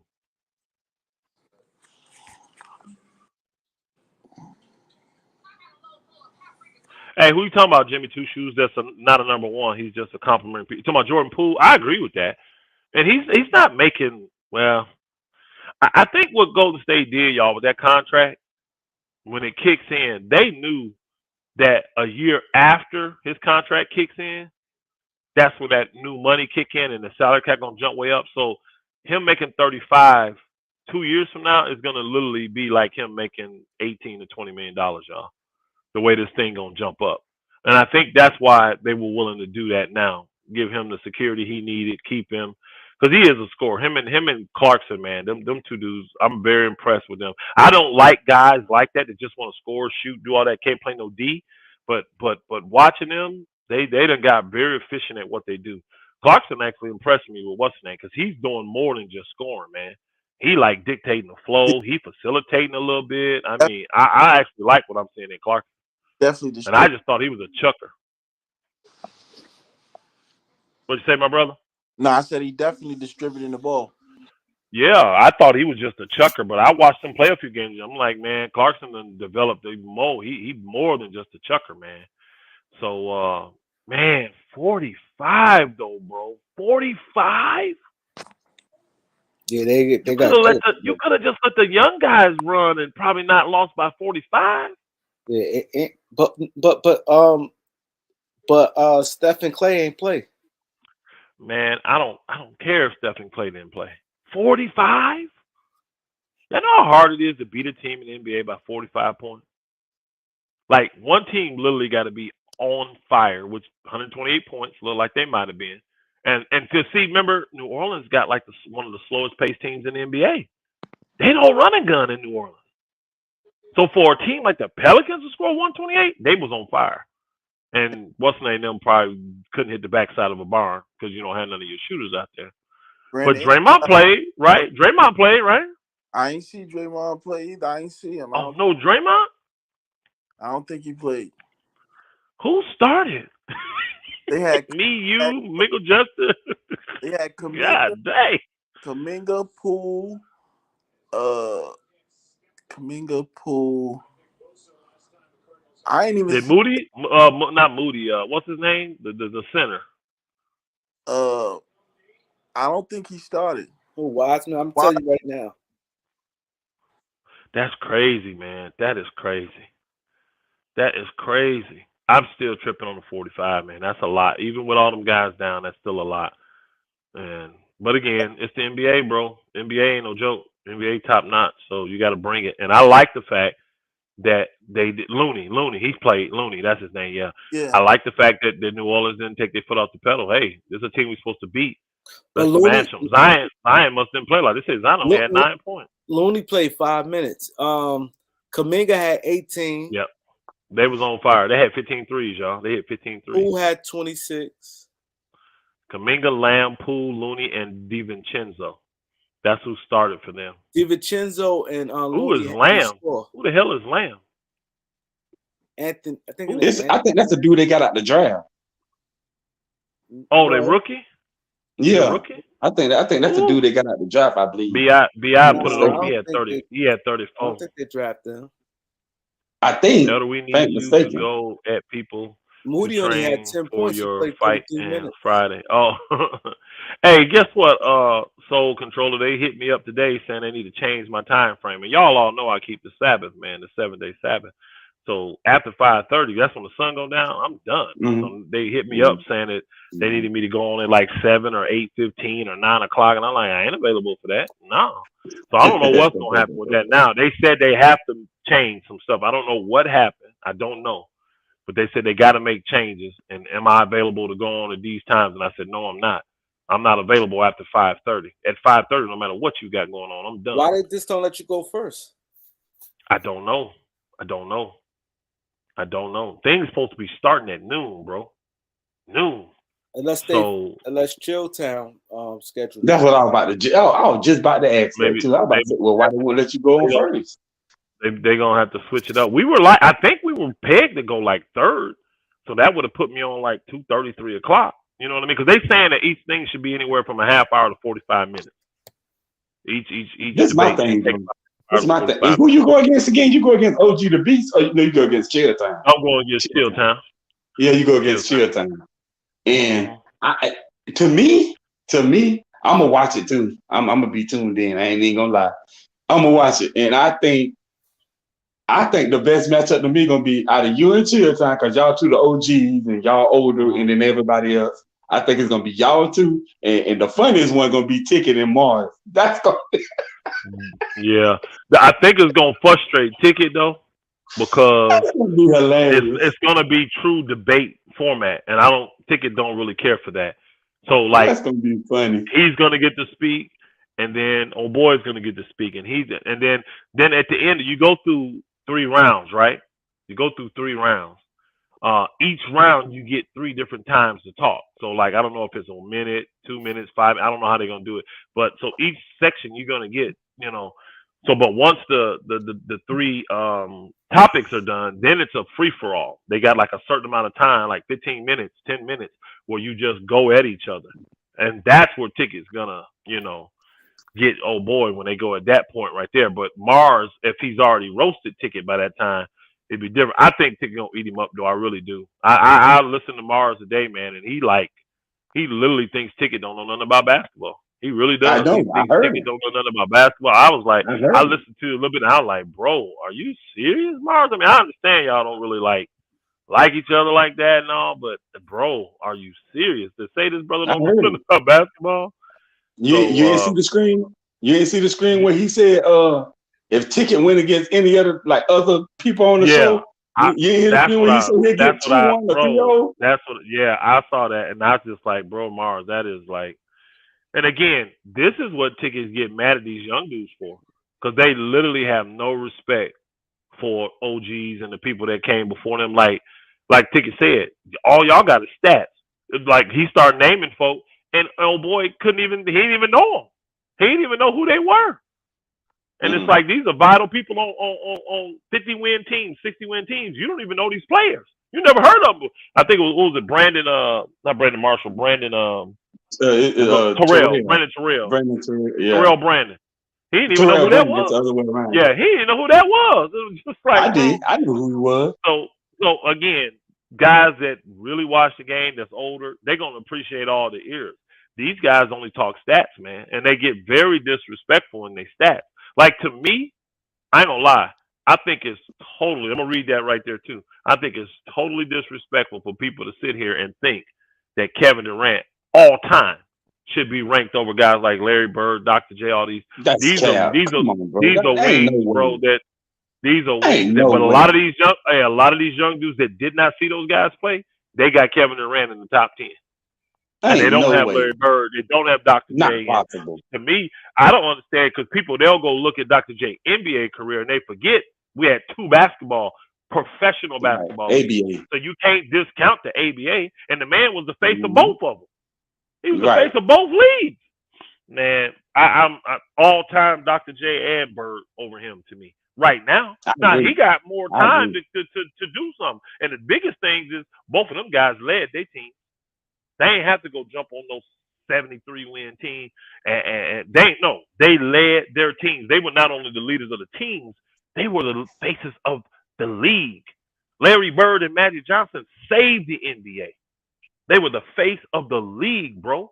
Dr. J, he was the catalyst for the merger. Man, stop, bro. This is the thing.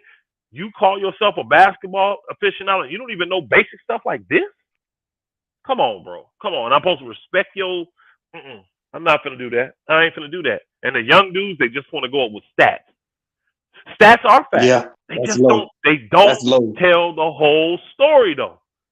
Facts or stats don't tell the whole entire story. And that's what, matter of fact, I remember one time I was on the show and I got kind of goaded into a debate. I didn't even really know I was debating, honestly. And I kept saying, what the hell are we debating? What are we debating? Right? But we get into it, and the guy was hammering. He was winning because they was doing like putting the poll up all the time, and like he was killing me. He was killing me, y'all. He was killing me at first. He kept hitting the stats. And then I said, okay, since stats tell all the facts, who's a better point guard? Allen Iverson or Russell Westbrook? Well, I said that because you already know everybody is going to say Allen Iverson. Everybody that watch the game with their eyes, because they would say that the eye test, they would mock it. A lot of these young guys mock the eye test like it means nothing. But anybody that has watched Allen Iverson play and watched Westbrook play, they're going to tell you Allen Iverson is a better point guard than Russell Westbrook. But if you go to the stats, it don't tell you that. Russell Westbrook's stats destroy Allen Iverson's stats. Destroy him. So stats don't tell the whole story. It don't tell the whole story. And after I said that, that debate was over. That debate was over. Yep. That debate was over. But most people, if they've watched it, I guarantee if I lined up 100 guys that said they're basketball aficionados, 90 of them would say Allen Iverson is better than Russell Westbrook. 90 of them would. You'll get some because they'll care more about stats. But 90 of them, I'm talking about aficionados that study the game of basketball, know the history of basketball, not just guys that haven't really watched guys only from 2000 on. You know, I'm not talking about them dudes. I'm talking about guys that have studied the game. They're all going to say they think Allen Iverson was a much better player than Russell Westbrook. But Russell Westbrook's stats blow his stats out the water. Blow his stats out the water. Neither one of them won. They both went to the championship and lost. So what else you got besides stats and accolades? And Russell Westbrook stuff blows it out. But I promise you this, I take Allen Iverson all day before I take Russell Westbrook. I ain't going to say that. I was going to say I'll take Allen Iverson on his last year in the league before Russell's third year in the league. I ain't going to say that because Allen wasn't that good when he got ready to go. Yeah. Iverson was older, bro. Westbrook better. Okay. See, Jimmy Two Shoes. But Jimmy Two Shoes like 12 years old, though. Don't y'all forget. He like 12 years old. So he really ain't get to see. He didn't get to see Allen Iverson play. He like 12 years old. So he don't know what Allen Iverson done. Jimmy Two Shoes like 12 years old. He said, what you think about Westbrook first and Bev none for PJ Washington, Rozier, and Oubre? Westbrook has accomplished more with less talent, however. And that's exactly why I ain't gonna come on, bro. Less talent. Oh my God. Lamont be trolling, man. Lamont, man, why you be doing this dumb shit, Lamont? Be trolling, man. A lot of that stuff Lamont less say to talent, Lamont? Are you serious, bro? Lamont be less trolling. Talent? Westbrook, I don't know. Has any player ever played with more talent than Russell Westbrook? I don't know. LeBron, him and LeBron this right there. Nigga played with LeBron, AD, KD, James Harden. I mean, are you serious, bro? Carmelo, Carmelo. Bro, are you serious? Did he play with Chris Paul, too? Yeah, Chris Paul, too. No, where? No, he didn't play with he did. Chris Paul. Where? Wait a minute. Chris Paul was going in that year that they played the Lakers? What year you talking about? That was 2019. Chris Paul was in he came. Chris Paul was in Houston, but he played with Paul George. Yeah, Paul George. Okay, tell me. Okay, you in here, Lamont, with the dumb shit. Go ahead and tell us all this talent that Allen Iverson played with compared to that everybody I just named is Hall of Famers. No, that's not what I'm talking about. Oh, okay. Explain, sir. No, I'm saying as individual players, skill wise, Iverson is the better player. But Westbrook has taken. He's a lesser skilled player. He's the lesser talented player, and he's done more with his talent than Iverson did with his talent. Oh, He I don't agree accomplished with that. more. I don't agree with that He statement. I accomplished don't agree more. with that. But the accomplishments are only determined by the accolades and things that you receive. If you're going off accolades and longevity, Westbrook has done more in the NBA. Statistically, broke more records, more awards than Iverson. That's facts. Oh, I agree. That's I agree cap. with that. But That's cap. hold on. No. That's not cap. I don't have a. I don't That have a problem is. with that. Hold on. I don't have a Okay. problem with that. The problem I have though is I don't agree that Russell Westbrook is less talented than Allen Iverson. I don't agree with that. Oh yeah, he's less talented. I don't agree with that. Who's more athletic? Russ. So what talent does Iverson have that Russ don't? You tell me. In almost every facet scoring the ball, he's better than Russ. The numbers as far don't as support scoring. that. The numbers don't I mean, support that. But remember, numbers just don't- like you hold just on. said, you can't The always run the numbers- stats. Yeah, I was just saying the numbers and that don't support that because I bet Russ got more points than Al Iverson. I know, all but time. you can't use that argument because we just said that numbers don't always tell the truth. Iverson is the more talented basketball player. Russ did more with less talent. Russ is a rugged player. Russ came into the league Hold on, as a Lamont. guy that couldn't shoot. I may give you That's the cap, fact bro. that Allen. Hold on, I may. Russ no, was I a may give defender you- coming out of college. Hold on. I may give you the fact that Allen Iverson is the more talented scorer, but all around basketball player. Come on, Lamont, stop that cap, please, bro. Because he's not a better. Hey, he's not a better all around passer than Westbrook. He's not a better rebounder than Westbrook. He ain't a better He's not. defender than Westbrook. He's not. So how is he an all around better player? The only advantage that Iverson would actually have would be scoring and basketball IQ. And basketball IQ. This is one of the reasons why I think Iverson is, because Iverson had the skill set. I think he had it in him to do those things, and I think he chose not to. He's admitted these things himself because he was a bit lazy on the court. Russ is a guy that came. Russell Westbrook came into this league not looked at as a scorer at all. He turned himself into a scorer, led the league a couple times when nobody thought him coming to the league he would ever be able to lead the league in scoring. He had a broken jumper. The only thing he could do is slash and get to the basket.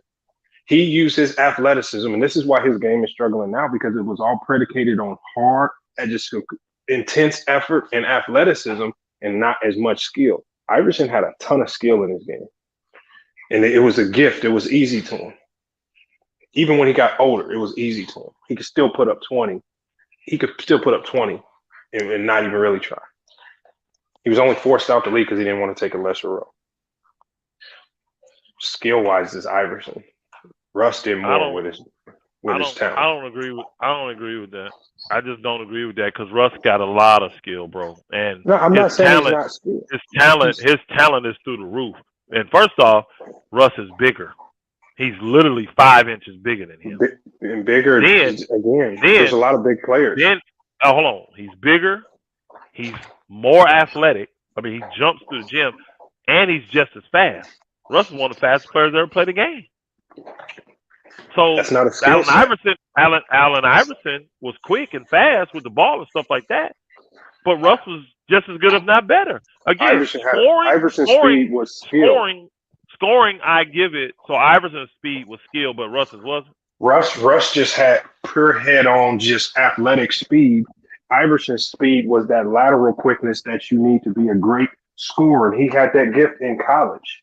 He knew how to use his speed and quickness to get to wherever he wants, score on whoever he needed to. He was just a world-class athlete. I agree with that. Russ's athleticism was trying to jump over you just to lay the ball up regular. It was not like a ton of skill. He was using pure athleticism. I think you're taking his IQ because that's just a dumb basketball. That's not IQ. That was his skill. He didn't have a ton of finesse at the rim. All this jumper, everything's been ugly and everything he had to work for. He didn't come into the league with a good jumper. No good offensive. He was at UCLA as a defender and one of the fastest guys on the floor. He used athleticism to get an edge over everybody. That was his skill, athleticism. That's fine. I still think skill-wise, they both are through the roof. That's why they're world-class athletes. The only real true advantage that Iverson had over him was he probably was a little bit better scorer. That's it. A little? Other than that, yeah, that's it. Because Russ I don't even like Iverson. Iverson was a lot better. Russ turned into a great scorer too. He turned into a great scorer. Russ, if you look at the list of MVPs in this league, he's had as a top scorer in the league some of the most least efficient years, and Iverson has too as well. Iverson is a far better scorer than Russ. Russ ever was. But let's go with that. That's still the only true advantage he has over us. And that's generally what we talk about. To say that he's an all-around better player when all he can do is score better than Russ. Every other facet of the game, Russ does better than him. I said he's a more talented back. It's just naturally with the game of basketball. Iverson's just more skilled than Russ. Russ just did more with less talent. I just don't agree with that. I don't. Iverson had a gift. You knew Iverson had a gift going into Georgetown. They both do. No, they both have gifts. Hold on. When Russ was at UCLA, there was nothing special about his game other than he was super fast and he could jump and defend. He had no skill to his game. Hold on, bro. It was all on the fact that he could potentially turn into something with the good development. And he did. Hold on. And he did, right? So what they saw came to fruition. Okay, but still, even to this day, as Westbrook. So would you say Giannis had no skills? That's not what I said. Giannis is different. No, I'm asking the person. When he got drafted, Giannis had skill. He just didn't have the body to really dominate with those skill sets. He was too weak. Now that his body matches the skill. Who had more skills coming to the NBA? Giannis or Russ? Giannis. He had a European background. He was just from having a European background, he's naturally going to be more skilled. Oh my God! I watched Russ in college. Oh my God, Lamont, I can't. Okay, so I can't go. Okay, so tell me one good offensive trait that Russ had. Skill set. Tell me one great NBA ready skill set that he had outside of his athleticism. Coming into the NBA. Can't, because why do we take away his best skill set? Take away Giannis's best skill set. That's not a skill set. Athleticism is not a skill set. No, you could just go to the gym and get athletic. I mean, really? Skill sets, most skill sets, like Iverson had a gift. Really? Iverson had a gift. Iverson was a natural Hold on, bro. Hold on. You think guys can just go to the gym and jump out the gym? Everybody that wants to, bro, he never was jump like Russell Westbrook and be as fast as Russell Westbrook. Just had superior conditioning and athleticism. Iverson, talent wise, smarter than this. When we talking about talents, on the basketball court, we're talking about dribbling, passing. We're talking about the things you need to do to score the basketball and win basketball. You are smarter than this, bro. As Russell Westbrook's athleticism has declined. Russ had way more skills coming. Bro, Russ had way more skills coming than Giannis did. Name one. No. I'm saying name one. Okay, so what I'm saying. I just named one and you took it away. No. I said outside of athleticism. He had a better handle than Giannis. No. Outside of athleticism. No, we're not talking about. I don't want to compare Giannis. I'm not talking about Giannis. I don't know why you brought Giannis. That was my question. No, we're just talking about Russ coming out of college. Tell me multiple skill sets that he had that you feel were NBA ready. His dribbling was NBA ready. It was not. His defense at that time was, because that's what they drafted him for. His athleticism was. All that stuff was. His defense wasn't NBA ready. Bro, Russ was the 4th pick in the draft. Bro. Iverson, coming out of high school, was an NBA scorer. No questions asked. Was that gifted. Again. Nobody's taking the scoring part away from Iverson. We give him that. but he's not better at anything else than Russ. But the only reason you're trying to create this narrative for Russ is because you're trying to make him equal skill wise to Iverson, and it's not close. Oh my God, it's not close. Iverson is the more skilled player. He chose. Okay. The thing is, right. Iverson wasn't a great defender because he chose not to defend. I guess we have a debate on what skill actually is. Then that's what we're talking about here. I guess we have a debate on that. I think Iverson even admits that he didn't maximize his hold skill. on. You're saying this. You're saying that Russell Westbrook got picked 4th in the draft, or was it 3rd? He was 3rd or 4th. I can't remember. It was really high. Off potential in the draft. Strictly potential, yes. No skill, just athleticism. The Seattle Supersonics said they drafted him as a project. At 4. Yes. Well, they were smart because the project worked. I'm not saying it didn't work, but what I'm saying, it only worked because Russell Westbrook chose to maximize the tools that he had available to him. There was nothing he didn't have coming in the NBA. Hey, he had no NBA skill set in his bag. When you look at his passing, it's passing an NBA skill. He developed. Answer my question. He developed that. Yes, it's a skill. It's rebounding in the NBA. He developed rebounding too. He didn't rebound at UCLA. He rebounded. He rebounded in NBA. Is rebounding at a cost? A skill? Yes or no? At a cost, yes. Okay. Defense is a skill, right? Yes, but again, there's context. You got to put to all of this that you were refusing to address. I'm just naming skills that Russell Westbrook can. Again, just like with Russ this year, Russ this year is doing what? He's made the choice to sacrifice chasing down all those rebounds to be a better defender. This is why he's having 4 or 5 rebound games. And sometimes he'll have 9, but for the most part, he is staying on the perimeter. He's not going in. So again, there's a trade-off with Iverson. Iverson has spoken about this. He chose not to do a lot of things. He chose to be lazy. He chose not to maximize his skill set. He chose not to go to the gym and put in a lot of work. Bro. I don't care what nobody say. There's no way in hell Allen Iverson was going to go a whole NBA season averaging a triple-double, even if he tried. I'm not saying what Russ utilized lesser skill. He maximized his talent he maximized his career in the NBA with a lesser bag. We'll put it like that. That's a fact. We'll agree to disagree. If Iverson put in the same work that Russ did. The reason Russ he wouldn't, because he would never have had the athleticism. And Allen Iverson was actually athletic for his size, but he did not have the athleticism that Russ had, and he would have never been 5 inches taller. Iverson has admitted this. He just admitted it in an interview. He says, "I didn't even work out. If he put in half the work that Russ did, he would have been a top 10 player all time." Hey, Lamont, the Pac-10 didn't put in no work. Hold on, the Pac-10 is a Power 5 conference, right? Yeah. And Westbrook won Defensive Player of the Year in the Pac-10, but he couldn't play defense. Okay, there's a lot of guys that win Defensive Player of the Year in college and get in the NBA. What I'm doing is I'm showing you. We gave Allen Iverson the scoring, but there are other aspects to the game. And you said he was an all-around better player. Okay, so this is what I'm saying. All-around better player. Russ maximized his tools and ultimately has had the better career than Iverson. Iverson never maximized all his tools. Iverson had the tools to be a good defender. Iverson had the tools to be a good passer. He had all of this. He never worked on half these aspects of his game to maximize it to be a top 10, 15 player, which he should have been.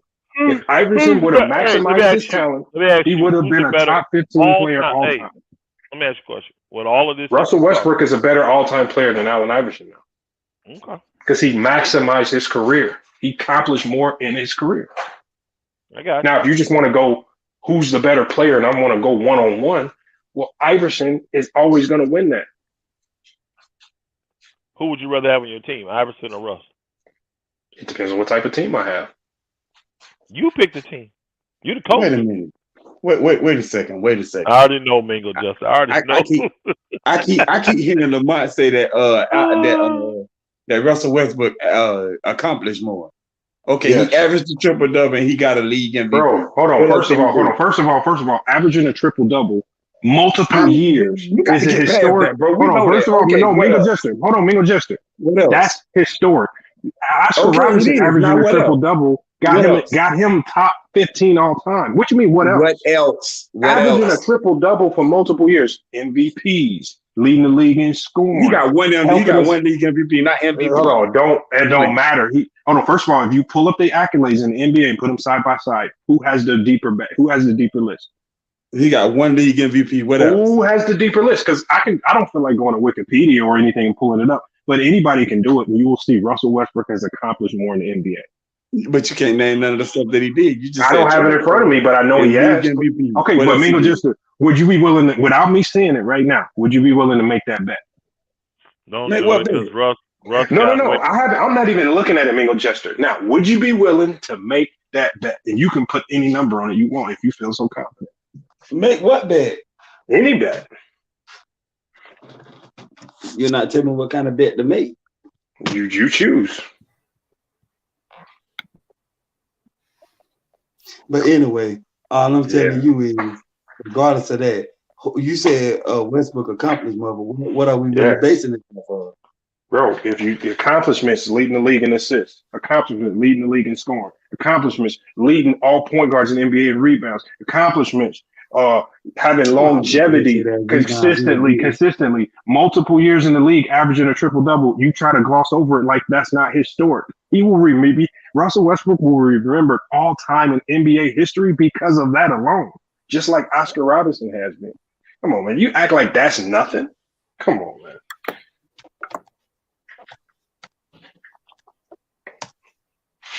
Way more with his career, and he's not. Let's see.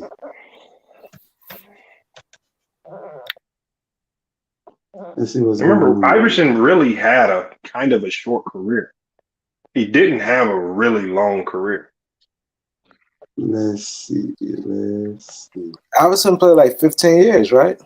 Yeah, but he didn't maximize, like, especially towards the end. Especially towards the end when it got bad. He didn't really he didn't want to buy into being a role player.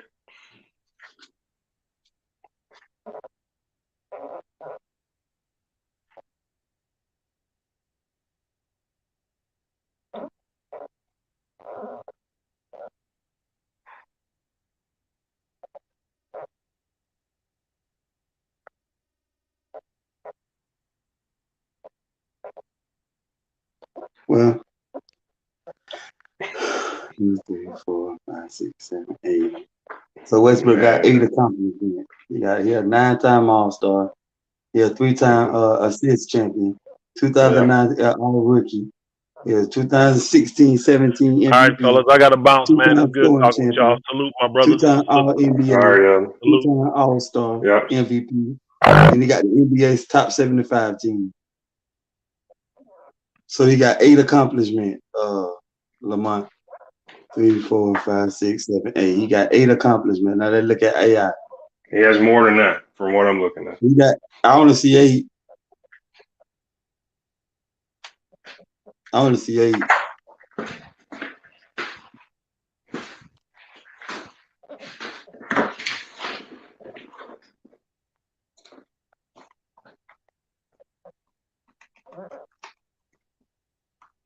And AI got 1, 2, 3, 4, 5, 6, 7, 8, 9.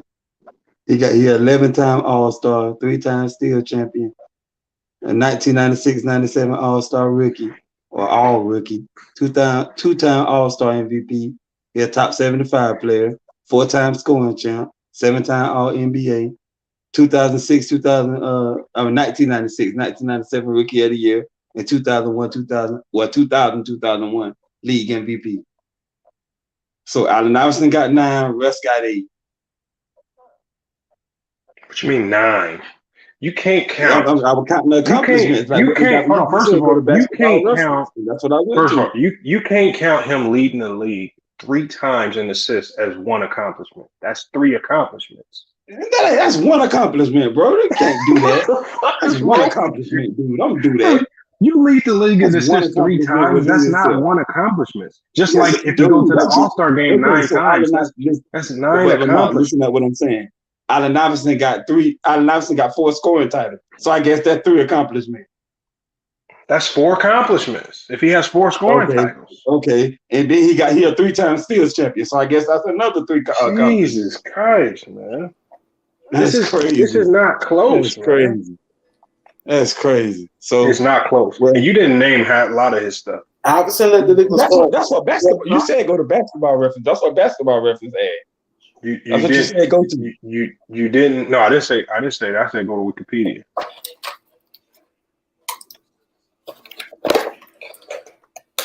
But I'm not even on Wikipedia. That's crazy.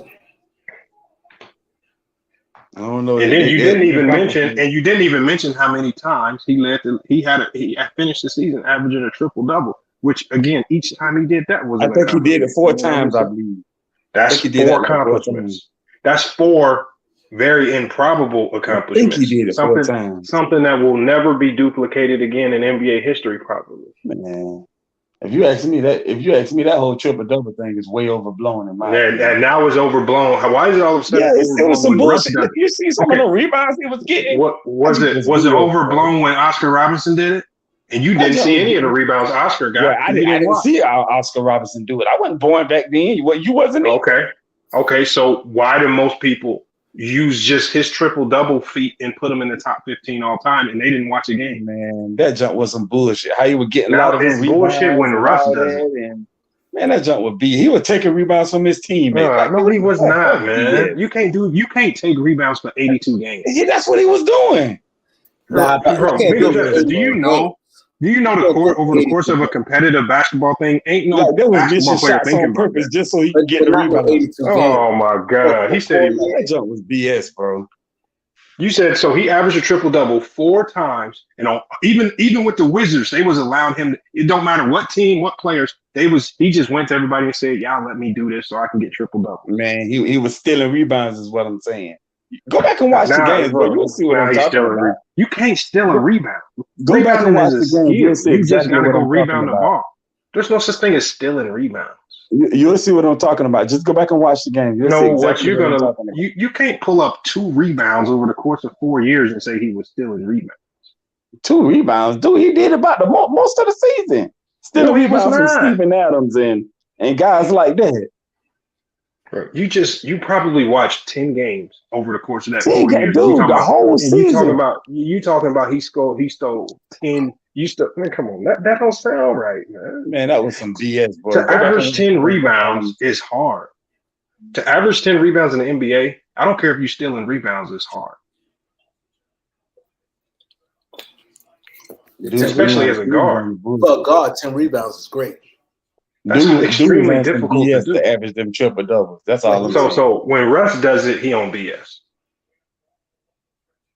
All I'm saying, dude was on some BS to average them triple doubles. That's all I'm saying. No, you just mad. See, the thing is, now that he accomplished it, now you have to put him in a status where Oscar Robinson is because of how Oscar Robinson has been elevated. And that's what a lot of people don't want to do. Oscar Robinson and Russ had very similar careers. They lost a lot. They played on bad teams. They came up short in the playoffs. They had a ton of turnovers. But yet Oscar is looked at as a top 15 player all time. And he had to go join up and basically create a super team to go win a chip at the end of his career. And he didn't even average a triple-double that year. He was out of his prime. Wait a minute. Who he joined up with? No, Kareem got drafted with the Bucks. Yeah, he did. So how he joined up? Okay, go look at that team because it wasn't just Kareem. They added some players. Who else they had? I'm saying, did they? Was he in his prime? Was who in their prime? Was Oscar in his prime when he won the chip? Was he the best player on the team when they won the chip? I don't know. Was he? No. He's at the end of his career. Oscar's at the end. Thank you. He was not the best player when he won his chip. I mean, Oscar I don't know. Like a year or 2 years after that. Right? He did have an impact, but when he was the man on his team, they were not winning. They were getting dog walked by everybody.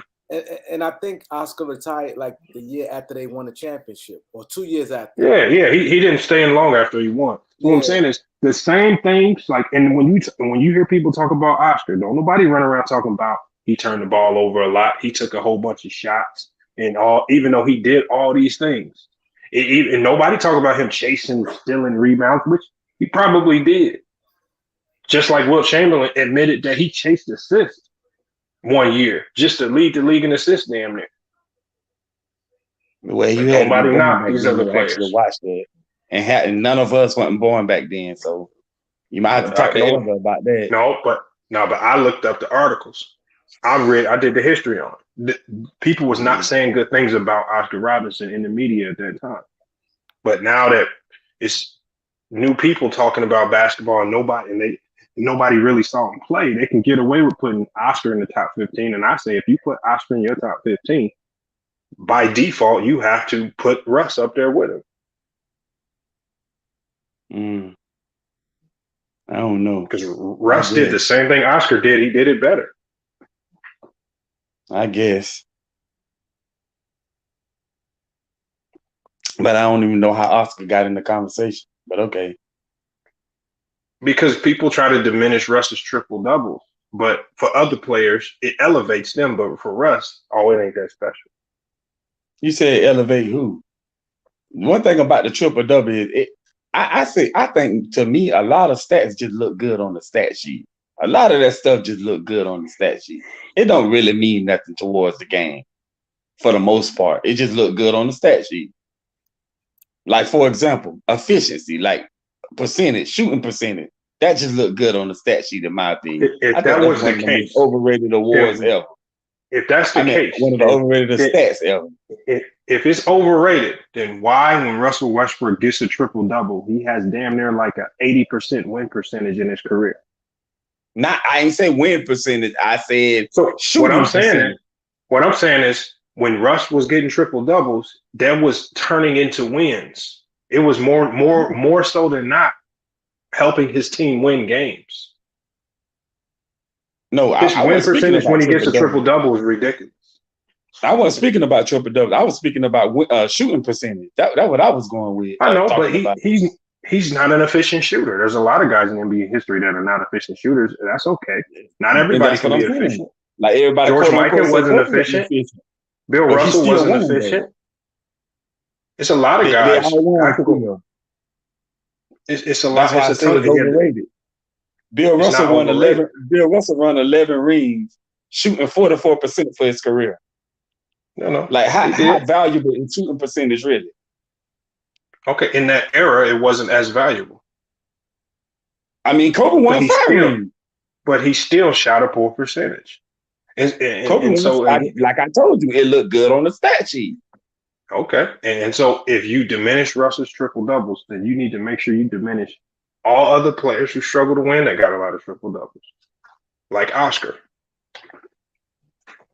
I mean, I don't know too much about Oscar. I don't even speak about Oscar because I ain't seen him play, so I don't even say nothing about him. But like he said, everybody triple doubles. Jason Kidd, Bronze. Jason Kidd didn't win a lot with his triple doubles. And not championships. I mean, they were getting to the playoffs, but he wasn't winning championships until the end of his career. I mean, now we got to diminish everybody. If triple doubles ain't all that, then we got to diminish everybody. No, I don't know if people are prepared to do that. Wait a minute. I wouldn't say that. And the reason why I wouldn't say that is because, first of all, some people that got their triple doubles, they actually got their triple doubles. And granted, what you said was true. That Russell Westbrook, when he got his triple double, the OKC Thunder did have a high winning percentage, which they did. They did. Every time he got a triple double, it seemed like they won games. I agree with that part of it. But I'm not diminishing the triple double. My argument was the way Russ was getting his triple double is what I was trying to argue. I wasn't arguing that it don't matter how you get a triple double. It's just the way he was getting them is what I was saying. It don't matter how you get a triple double, especially if the majority of the time when you get it, your team is winning. Well, I guess you got a point. It's turning into wins. Yeah, I give you that one because it is all about winning. I've always said that. I mean, if it's about winning, then he probably should have done it more. I agree. Because I so can he agree probably with should that have. part of it. So whatever he was doing, he probably should have tried to do it. That tells you right there it was hard. Because if he could have done Because it it's all more, I'm about sure he winning. would have. It's all about winning. I've always said that. So yeah, that's what you play the game for. You play the game to see who's gonna win or to win. Stats is just a bonus, in my opinion. No, stats ain't no bonus. Stats tell a Stats, lot to a certain degree. Stats is a bonus. You play the game to win. The objective of the game is to win. But you play stats is a bonus to that. The problem is with stats are relegated to the player in the position and role. There's some people, certain players in certain roles where stats don't really matter with regards to what they're doing on the floor to have success.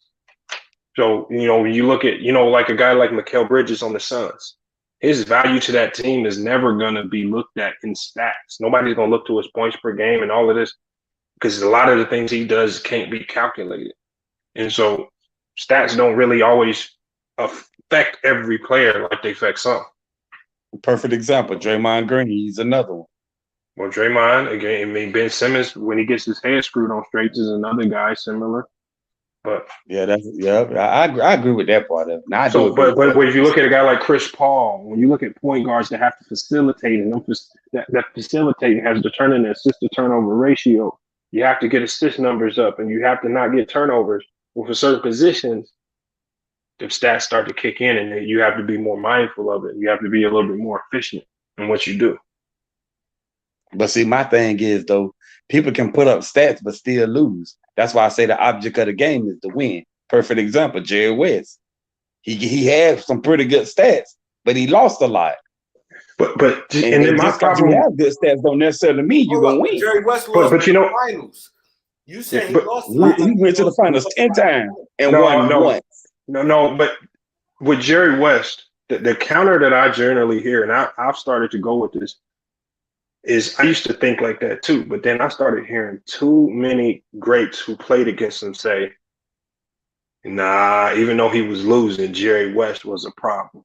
And I've been hearing that just from too many great players to just disregard guys who actually played with him and say, hold on, even though he wasn't winning, because the playoffs back then was only really like 1, 2, or 3 rounds. They said, no, that dude was a problem. He just didn't have all the help sometimes, but he was a problem. But check this out. He losing in the finals. It's not like he losing not making it. He losing in the finals. Yeah, he was. He winning, but not the finals. But you see how the mind shift has happened, where Jerry West can damn near be the logo and get really glorified. But guys today are only solely judged off how many championships they win, and if they don't win them in a certain way, then people will completely discredit your championship and say, no, you have to do it this particular certain way for us to even look at it as valid. Yeah, it's so weird today. No, I don't. Weird. I don't. I disagree with that. I don't look at it that way. I look at it this way. Okay, regardless of me personally, I really don't. I really don't have a problem with LeBron going to Miami. I don't really have a problem with it. But when you go to Miami and create that team, and you go 2 for 2 with that team you had, no, that's a failure. For me, that's a failure. Hold on. 2 for 2 is a success, man. That's a failure. With that team they had, and everybody was in their prime, that's a failure. That team wasn't even the best team in the league. What? No, they were not better than the Spurs. And I'm gonna tell you like this. I knew nobody in the Eastern Conference wasn't gonna beat them.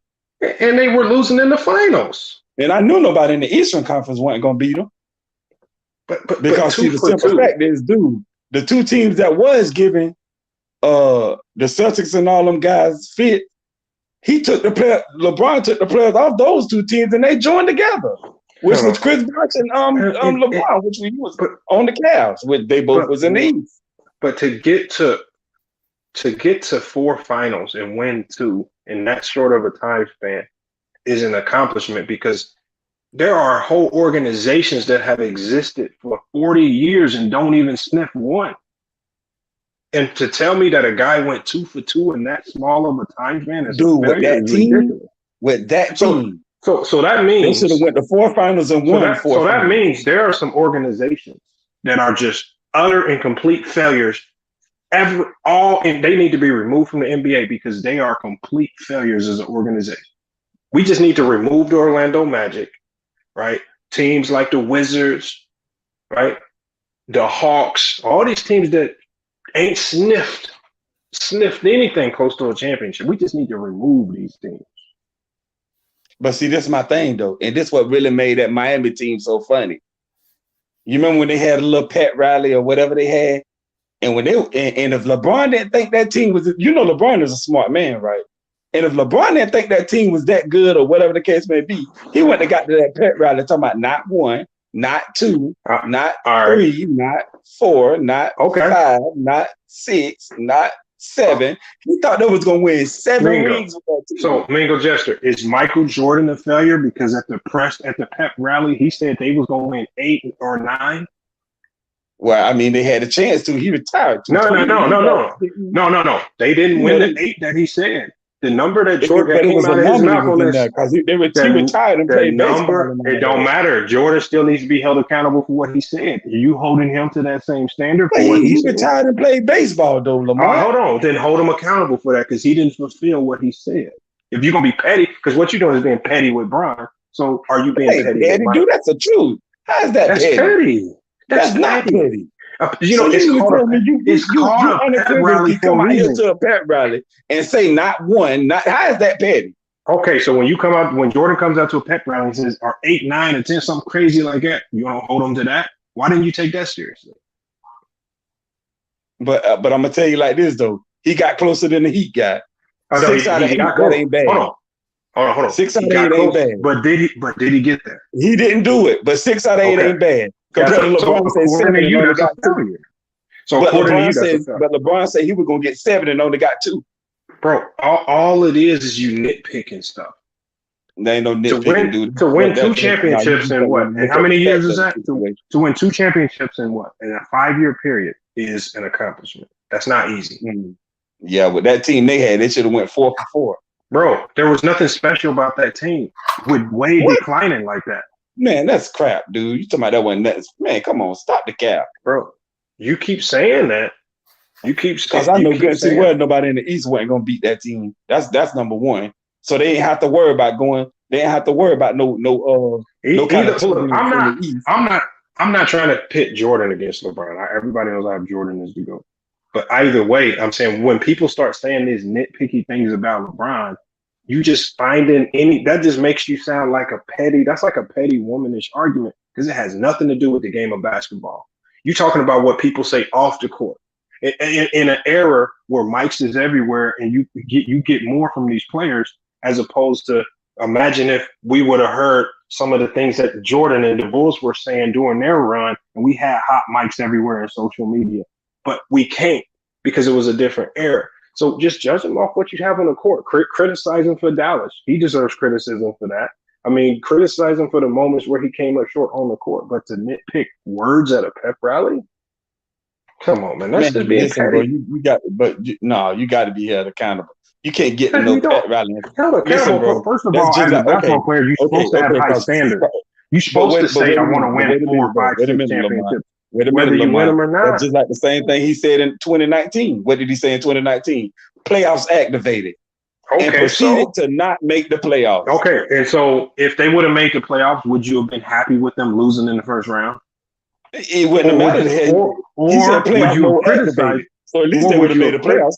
Because the thing is, coincided to what he said. But Mingo Jester, the problem is, even if he would have made the playoffs that year, they didn't have the team to go very far. You guys would have still nitpicked that entire year and say, "Oh, he got to the first or second round and lost, and he's a failure." X, Y, No, yes, you do it all the time. How you get to how you say playoff mode activated and not make the playoffs, bro? You saying LeBron James? Then on top of that, are you saying LeBron James is the first player to predict that his team will get to the playoffs and then not make it? Yep, and then on top of that, he came back and said He came back and said, "Hey, y'all see, I see everybody." He tweeted again, talking about, "I see everybody talking about my But team you is see how old you and nit. broken." But Keep do that you see same how you energy, nitpicking? please. Keep that same But energy. do you see how you nitpicking social Now, how is media? that nitpick, dude? Shut the fuck up and play basketball, D. Hold on. First of all, how Stop come you didn't say that tweeting. to Play Jordan? basketball. Okay, let me ask you this, Mingo Jester. How come you didn't tell Jordan to shut the fuck up and play basketball? What you mean? Because there was no social media for you to see what he had to say. Man, listen, that's beside the point. Stop trying to deflect. That's beside That's the not point. deflecting. The point is, we know what LeBron said. He said, "Keep that same energy." But you're literally getting mad. That'd be like crying me. and whining. But that'd be like me going onto a gym and pickup, and I'm saying, "Man, we about to run this whole gym." But then we lose 2 games at the end, and we don't really run the whole court for the entire day. Are you gonna nitpick me? Are you gonna be mad at me because I came in with the confidence, with the standard of winning at a high level? Or should he even come into Miami saying, guys, I don't know. Maybe he should have said what Russ said. Remember how Russ came in and said, I don't know. He said, I don't know. He came in all types of doubts and things. I don't, or should he came in like that?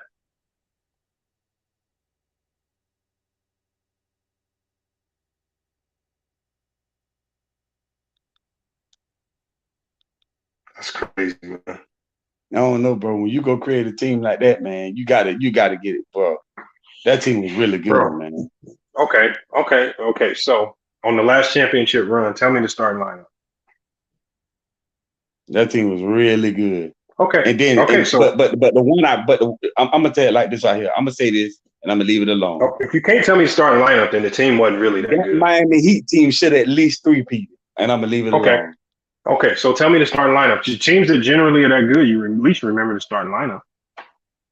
You talking about for any Miami Heat team? No. That let's go with that last year. No, I just said they should at least 3-peat it. That means 2011, 12, and 13. If they should have 3-peated, then you should be able to tell me the starting lineup and 2 essential role players on them benches. You talking about for 2011? No, let's go with the year they lost to let's go with the year they lost to San Antonio. Well, they lost to the Mavericks too.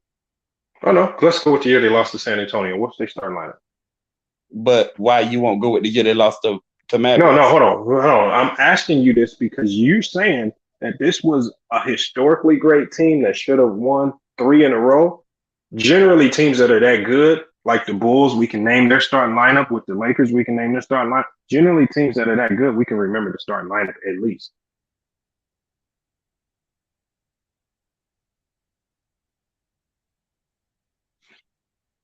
But you keep on trying to skip to 2014. Bro, but why I just picked one year because you said they should have 3-peated. So I'm just saying, yes. I'm just going with. And, so I'm just going with it. Let's say, okay, so we know that they lost to the Spurs. The 3-peat could have been 2011, 12, and 13. I know, but you're running to the low hanging fruit of 2011, as most people do. That's why I picked that year with the Spurs. That's still a 3-peat. Okay, so can you tell me the starting lineup that year? And again, they lost to the Spurs for 2011. For the year they lost to the Spurs. Yeah, yes, I see. You keep trying to hang on to that because that's the only card he got to play. Oh, so you saying that team wasn't good enough to where you don't even know they starting 5? He's trying to hang on to that. I'm not hanging. I just asked you a question. If it was a team that should have 3-peated, I gave you that. Okay, you got that. Okay, now 2011. I gave you that. I gave you that. Okay, 2011 is the easiest thing to talk about because it don't take a rocket science to know that they should have won that series. Right. Okay, that's why you don't want to talk about it. But no, but it's low hanging fruit. To talk about 2011 is LeBron choked. He did not play the role of an all-time great player. I mean, what do you want? You want me to regurgitate the same things we've heard a million times over? No. Okay, why do we need to talk about 2011 a million times over when I'm sure you've been to 10 other platforms that have dissected 2011 for 4 or 5 hour long multiple times? Bro, the bottom line is that team should have 3-peated. That's all I'm gonna tell you. Regardless of how you look at it, that team should at least so you telling me this team should have three-peated, but you can't remember none of the players on the roster other than Bron, Wade, and Bosh. You talking about 2011? I don't care, man. That might be the only year of basketball that you remember. Okay. Yeah. You don't want to talk about that year too much, dude. I understand. I get it. But it's low-hanging fruit. Everybody with two eyes knows that LeBron stole the bag. They should have won. I get it. I mean, what do you want me to say about it? You want me to sit here and kill him for 2011 and just regurgitate the same stuff that we already saw? But it don't matter, dude. It don't matter. Because what? It's part of his legacy. But I'm saying this is a three-peat. That's what 2011. I'm saying. That's my argument. Either way, what I'm saying is, if this team should have three-peated, then you should be able to tell me the starting lineup for this three-peat team. Dude, I gave you 2014. Why you keep asking me that? I gave you that. Did I not? Okay, what about 2013? 2014. What about 2013? In 2013, of course, they had that team. They had LeBron, they had Bosh, they had Wade, they had Shane Battier, they had Norris Cole, Mario Chalmers, Mike Miller, Ray Allen. You're reading from Google, but it's okay. Joel Anthony, I think his name was. Chris Birdman. Hey, these are players. These are players. Adams, I think it was. And these are the players that you expected me to beat the Spurs. They beat them in 2013. Yeah, but remember, they were the underdogs. They weren't supposed to beat the Spurs. Still beat them, regardless. They still beat them. I'm just saying, but people with two brain cells would know the Spurs was the better team. The Spurs just lost. And I don't hear anybody saying that Tim Duncan choked or that team or the guys on that team choked when they lost to an underdog Miami Heat team just because they lost.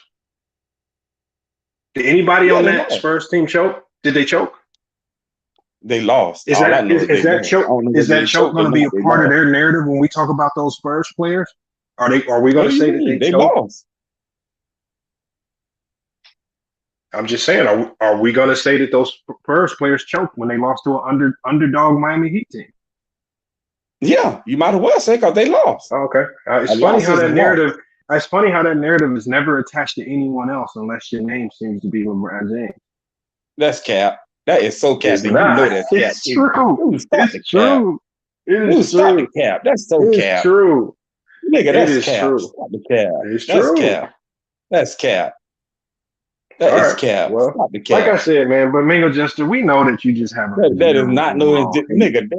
LeBron fans talk to you all day about LeBron. I about Jordan failure. Okay, so tell me.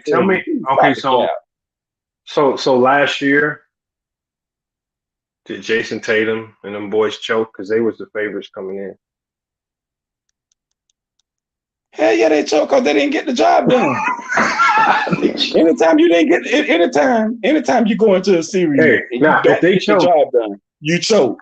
If they choked, then how come that's not a sentiment that's attached to Jason Tatum's name when we talk about his greatness right now? People talk about that. Nobody says he choked. About that on another screen that the Celtics choked in the play in the nobody says that they choked. They lost. Oh yeah, they did. That was a choke job. They definitely choked. Hold on. They got beat. Getting beat and choking are two different things. They got beat. Dude, they damn near got ran out the gym. They got beat by a better team. They did. In dramatic fashion too. Dramatic fashion, rather. It's just the choke label just gets assigned to these players. But again, it sticks to certain players more so than others. Right? The players that you want to like, not named LeBron, you want to shy away from calling them chokers, even though they haven't won as much as him. And then with LeBron, everything, anytime he doesn't win, he choked or he made promises he couldn't fulfill. It's just weird narratives, man. Like perfect example. Steph Curry in 2016, he choked. Simple as that. He choked. 2016, he choked. That's what it is. Now Kobe in 2004. No. But Mingo, the problem. You want me to keep going? No, but Mingo, the fact that you're saying it now is fine. What I'm talking about is what you mean. That's anyway. No, listen to what I'm saying. when we talk about Steph Curry, just in the big picture, just like if we were just having a panel about Steph Curry, the narrative around Steph Curry will not be that he's a choker just because he choked in the finals one time, or he maybe had a bad final series. There's no narrative around Steph Curry that he's a choker, even though he's had bad playoffs, bad finals, and things like that. But you know why LeBron really get that moniker of choking? You know why he really get that? Because he got a losing record in the finals. He got a loser. No, that's why a lot of people say that. Because just as we talked about with Oscar Robertson, just like we talked about with Jerry West, a lot of people attach that to him because he so is Wilt Chamberlain a choker and a loser? What his record in the finals is? It's a losing record. What is it? It's a losing record. Shouldn't matter. It's losing. Shouldn't matter what it is. It's losing. I mean, I don't know what is it like what is his record? It's a losing record. Why does it matter if it's losing? Well, yeah, you ain't answering my question like what is his record? But okay. I'm just saying. I mean, he has a losing record in the final. If having a losing record in the finals is what makes you a choker, then I guess Wilt is a choker too. But we don't hear that sentiment around Wilt Chamberlain when we talk about Wilt. But again, what is his record?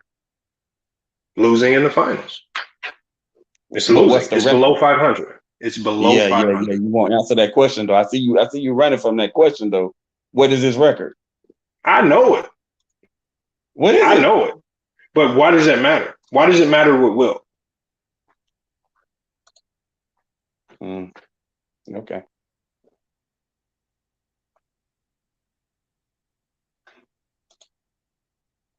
See, why does it matter? See, I mean, it's not good because actually in the playoffs and in the finals, his numbers significantly declined. So it would be more apt to say that a guy like Wilt was choking in the finals as opposed to saying that a guy like LeBron choked in the finals when we've seen LeBron put up ridiculous numbers and still lose. And we all know, and we all know numbers don't matter when you lose. You know that they too. Don't. Okay. Numbers don't really matter. You can say that. You can say that, but again, one of the greatest scorers all time in NBA history, Wilt Chamberlain, had some of his worst games in the finals. But yet nobody runs around saying he's a choker. I want to know why.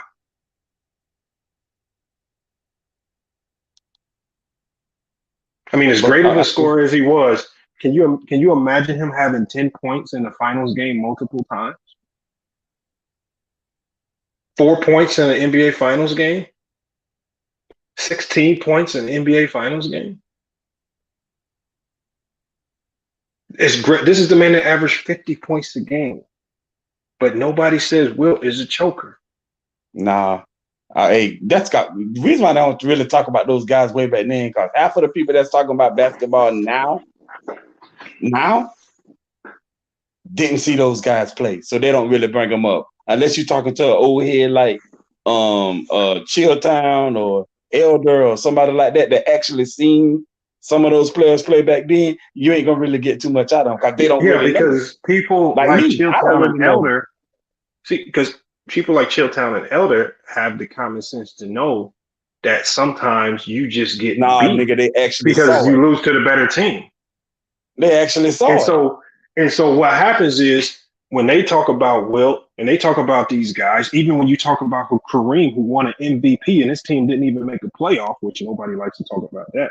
When you talk about some of these players of the past, these players are not necessarily judged on all championships. When you talk to people that actually watch them play, they talk like even when you listen to older players talk about Jerry West, none of them will say, "Oh, he's choker. He and lost all them finals, 1-8." They don't say that about Jerry West. They say, "Man, that was one of the coldest hoopers in history." The people that saw him play, you don't never hear this choking sentiment. I want to know why.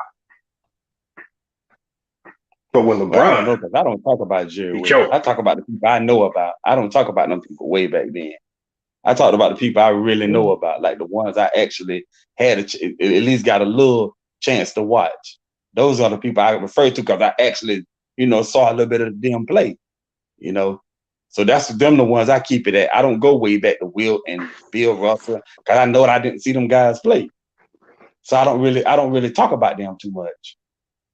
So you saying if if we asked you to do your top 10, you ain't gonna have Wilt or none of them guys in it. Wait, huh? I'm saying, I said if we asked you to do a top 15 all time list, you ain't gonna have Wilt Chamberlain and Bill Russell and guys that you didn't see play in your top 15. They at the bottom. They at the bottom of my list. They're like 9 and 11. But if you didn't see them play, why you even got them in there? They way down at the bottom. Like they at the bottom, and they only right there, and they only right there because videos I watch and hearsay. So. I don't know, man. I think it's a little bias right there. I think it's just you have to admit you do have a hate for LeBron James, man. Nah, I don't have a hate. I just tell the truth, and y'all take it that way. But no, Mingo, just when you're talking about because name something that I said. Wait a minute, hate is Mingo, something that's not true, and you say name something that I said this entire screen. Mingo, that's a lie. Mingo, yeah, Mingo, just when you talk about his Twitter post, you still ain't answer my question though. You hate name something. That's hate. In order for something to be hate, it have to be false. Something somebody said about you. In order for some in the game of basketball, that I said that's false. That I said about in the game of basketball. In order for something to be hate, is when you bring up things that aren't basketball related, like somebody's Twitter post. What do you mean? He tweeted it about basketball. What are you talking about? That don't have nothing to do with the game that's played. Yes, it do. He's speaking about the season. Yes, playoff mode activated. What is he talking about? Playing with his kids? Twitter, man. That's not. What is he talking about? Playing with his kids? Bro, and dude, you're talking crazy, bro. Oh man. But when Jordan say 8 championships, you don't hold him to that standard, the same standard. Hey, I didn't know Jordan said that, to be honest. Oh, I don't believe that. I do not believe that. I know if you watch the LeBron James rally, I know you put the link somewhere. Put the link somewhere so I can go watch it then. I want to see that. Put the link somewhere. Put it in a private chat or here, wherever. I want to watch it. Hey, did Jerry West choke when he won Finals MVP and they lost? Man, that's bullshit. Come on, man. That's like why you think they stopped doing it? Why you think they stopped doing it? There's a reason why they stopped doing that. Or they only did it once. It's a reason for that. Did Kareem choke when he won NBA MVP and they didn't make the playoffs? That's crazy. But the players were voting back then, so there you go. I don't know, man. Yeah, the players were voting back then, so it's a different story. See, now the media vote for those awards, but back then, see, the players were voting. So I guess it was a different time. Mingo, but Mingo, Jester, but we all know you have. It's not a lot. You have like a tinge of hate for the man LeBron James. Nah, I don't have no hate for him. Everything I said was fact. It ain't nothing I said that was a lie that I made up. I just make up something. So tell me another superstar where you have his Twitter post memorized burned into your memory. Wait a minute, say that again. Tell me another superstar player in this league and that you have their Twitter post, something they said about the game etched into your memory for all basketball debates. I actually have a well, a lot of people don't really tweet like LeBron do. LeBron on social media a lot. Like he said a whole lot of crap. Like he just say stuff like, dude, what are you talking about? Why are you just play basketball? Twitter feed? Why are you watching this man's Twitter feed? What they posted it on ESPN. They posted a tweet on ESPN. That's how I saw it. They posted a lot of players' tweets on ESPN. So what are you saying while I'm watching this Twitter feed? They posted on your ESPN. I'm saying playoff mode activated. Man, get out of here. But you haven't memorized not one other player's tweet. That's burned into your memory to use in every debate when you talk about that player. Because that was weird as hell. That's why that was weird. KD's gotten into a lot of Twitter. KD got to a lot of Twitter beefs. Wait a minute now. KD on do the you other hand, remember? now, with all them Do you fake remember burner one accounts of and all that KD's? shit? Do you remember one of KD's tweets when he getting in all these beefs saying crazy stuff online to use in the basketball debate? Because that jump was crazy, man. That jump was crazy. And I'm sitting here looking at. I'm sitting here because KD had a lot of burner accounts. I know, but do you too. remember? Because you remember LeBron's tweet verbatim. Do you remember any KD tweet? And the reason why I remember his tweet because everybody was watching that series, and this nigga just come out with a random tweet talking about playoff mode activated. I'm sitting here like, what? I know, but we know playoff mode activated. Dude, that was do weird, you remember man. any? That was just as weird. much as KD is tweeting and beefing with fans, do you remember any KD tweet? Yeah, I think I remember that one when he was like with the dude from I don't know who he was. I guess it was a fan he was talking to, and they was getting at it. They were going at it back and forth about him with him and the fan, and he was like, I'm KD. That's when he was like, I'm Kevin Durant. He said it like at the end of the conversation or whatever, and that's when they're like, I'm Kevin bleeping Durant. Man, yeah, it was weird. Kevin Durant was weird. But anyway, hate the man. Back to what I'm saying. But back to what I'm saying, though, all I'm saying is that LeBron should just don't be saying all that and just play ball, bro. That's all. I know, but you got to realize, Mingo, just in the game of basketball, players talk trash, say the craziest things, and a lot of these things don't happen. That's just part of the ego that these hoopers have. You can go to LA Fitness and guys are going to say some of the most ridiculous stuff and won't be able to execute it on the court. But that's the confidence that just ego that basketball players around the world have walking onto the court. You got to have that to be great. Great players are kind of crazy because they believe things that nobody else will. And if you don't, you won't even be in that spotlight. I think this is the things that craziness is what separates the best from the good to the average to the worst, and to the guys that don't even make the league.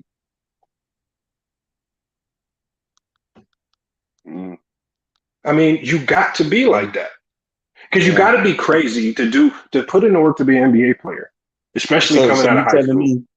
So you telling me saying something and don't living up to it? That's a good thing. No, what I'm saying is basketball players, to be great, you have to be a little bit delusional. You have to believe that you can do things that no one else just to even come close, because it's not an easy league to win. Like, you guys don't want players, because Russell Westbrook just gave you that last year when they asked him about something about winning games or playoffs. And he said something that like basically, I don't care about winning or something. Everybody killed him when he said that. But then when LeBron has a high standard of winning and then says it publicly, but just doesn't live up to it, falls short, you kill him for even having that confidence. I don't understand it. Ain't you supposed to think like that? You supposed to want to win. You supposed to say playoff mode activated. You're supposed to have a high standard. You're supposed to go out and accomplish. I know, but the problem is there's no single player in NBA history that's won a championship every single year that they've stepped. I know you can't win every year. Sometimes you fall short. I get that part of it, but what I'm saying is, I know you can't win a championship every single year. That's not what I'm saying. But what I am saying is, if you're gonna do this thing, bro, I mean, come on now. And see, I'm gonna tell you the funny thing about you, LeBron fans. If you're a LeBron fan, I'm gonna tell you the funny thing about y'all. Y'all make it cool for some of this weird shit that go on with LeBron. Like, y'all make it cool to have a losing record. And what sport does having a losing record is cool? But hold on. Tell me that. Hold on. But here's the sport having a losing record is a problem. Hold on. Let me adjust it. In any other sport, people don't count your finals record. They just count how many you won. It's only with LeBron. It's only with LeBron where people have brought up this weird narrative. Oh, losing record in the finals. That's the only sport. It's only with LeBron. You know why? Okay, so tell me, LeBron, because the rest of the guys tell me right now. Tell me Joe Montana's Super Bowl record. He's 4-0, I think. Okay. What about Tom Brady? Tom Brady is 7-3, I believe. Okay. Let's go to what about we can go to the NBA. We can go to what is Wilt Chamberlain's? don't know. I think he's. What about? Well, I seen in the chat somebody say he's 2-6. Okay, so in this thing with counting people's finals record only started with LeBron. This was not a thing before LeBron. Lamont, I just told you a lot of players today that talk about basketball didn't see. So are you saying before LeBron James was drafted into the NBA, people were sitting around debating who had the better finals record? I don't know what they was doing. It was not a thing. It was only a thing because it's the only thing that you can create. It's the only negative that you can create to try to throw shade at him. His finals record, which actually getting to the finals in and of itself is a great accomplishment. Because but you got to win more than you lose, though. And I'm going to tell you that and we noticed because Iverson gets a ton of credit just for getting to the finals and losing, right? Reggie Miller gets a ton of credit just for getting to the finals and losing, right? And the thing is, we know there's a journey there. You respect the journey by giving players credit. But now, the thing is, this is why I tell people, I want to know what's your overall playoff record. Because y'all like to duck and dodge that. What's your overall playoff record? Because the thing is, if you make the playoffs, any team that makes the playoffs has an opportunity to win the championship. We saw an 8-seeded Knicks team get to the finals and almost do it. So it don't matter what your seed is. Any team that steps into the finals can win it. So what's your overall playoff record? But what's the object of the game, though? The object of the game is to win. Mm-hmm. And so it's not a lot of players that get lucky enough. So wait a minute. Not a lot of players get lucky enough to win. The object of the game is to win. Then when you lose more than you win, what do you call that? No, hold on. But no, what you're doing is you're counting a very small subset of the playoffs and saying LeBron James is a loser in the playoffs. Dude, y'all keep telling me that he got the 10 finals, right? First of all, that's small. First of all, did LeBron James have to do a ton of winning to get to those finals? Wait a minute. Back to what I'm saying.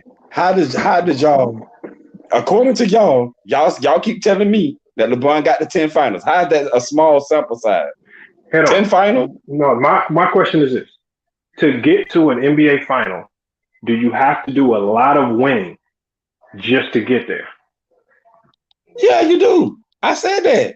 I've been giving credit for that. So if LeBron James just get there, if LeBron James that's the object of the game, according to you. If LeBron James has gotten to 10 NBA finals, that means he's ruined the hopes of a whole bunch of other players from winning the chip, and he's won a lot in the playoffs to even get there. Has he come up short when he got to the pinnacle? Yes.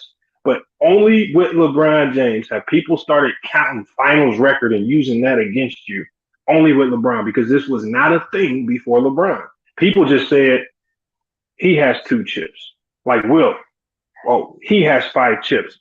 He has this many. Jordan has 6. This old 6-0 and all counting your record thing because of that's fake. That's only for LeBron, man.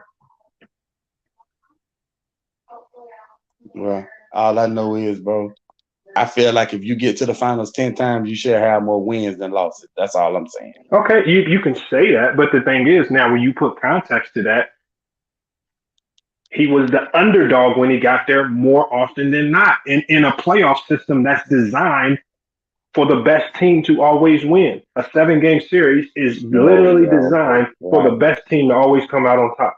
Right. So when you put context to that, you say always for the best team to come out on top. So when you put context to that, wait a minute. You're going back to 2011, and we've already established that he should have won. According to your words, you just said that the playoff system is designed for the best team to always. You didn't say sometimes. You said always win. So how did Dallas beat the Mavericks? Beat the Heat then? That was one of the years where the underdog. Another example. Okay. Another example. Hold on. Let me say this. So does LeBron James? How did Detroit? Let me ask you that. But you can pull out a few times in history and that happened. But out of all the times when LeBron James won the championship as an underdog, does he get even more credit for winning those? Like when he beat the Warriors, Should that championship count for like 5 since they were heavy underdogs? Dude, that's one championship No, with one I'm title. asking you a question. How? Because if you're weighing, if you're going to be putting different weight on, all these things, that means LeBron James has won championships as significant underdogs and won. Does he get any extra credit for that? And if he doesn't get any extra credit for being an underdog and winning, then why do you give him extra credit? So why do you give him extra criticism for being the favorite and losing? What I'm saying is you got to listen. Extra credit? Do Detroit get extra credit? But this is the point I'm making. What I'm saying is if you're not going to give them extra credit for being the underdog and winning, then don't give them extra criticism for being the favorite and losing. Man, listen, that's BS and you know it. Bro, come on. That's BS. Stop the cap. That's BS, bro. But Mingo, just everything that you're saying, you lost. But Mingo, everything that you're saying, you're trying to create a narrative to find a way. That's not a narrative. That's fact. No, these are all narratives. Not a narrative. That's fact. Your finals record being held against you is a narrative that was just created. No, that's fact. He's 4-6, right? Because you can't even name some of the greatest players in NBA history. You can't even name their finals record. Dude, you want to ask me like 3 players? You're a liar. You asked me Tom Brady. You asked me Joe Montana, and you asked me Wilt Chamberlain. That was it. What's Chauncey Billups' final record? Shit. I think let me see. He went to 1. You don't know. We don't talk about it. 1-0. I think he's just 1-0. We don't talk about it. I think he 1-0. I believe. Hold on. You think or do you know? Because you know what LeBron. He's 1-0 because I don't think he went to 1. Wait. Okay. Yeah, I think he's 1-0. I don't think he went to 1 finals.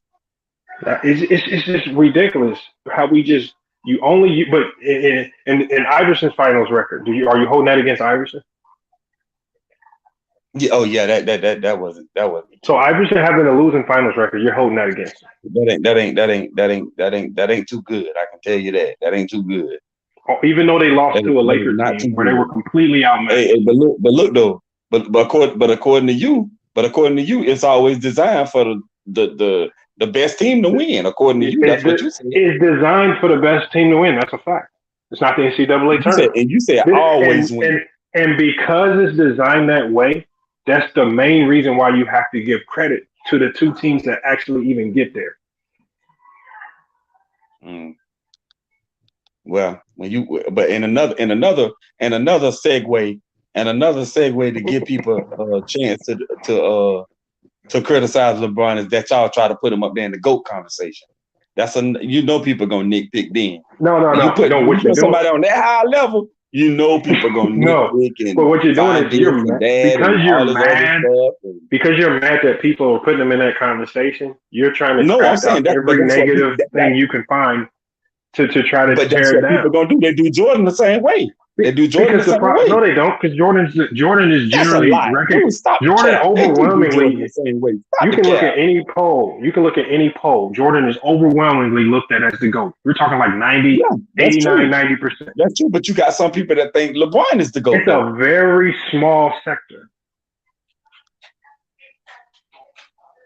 But you got some people. But you got some people that think LeBron is the GOAT.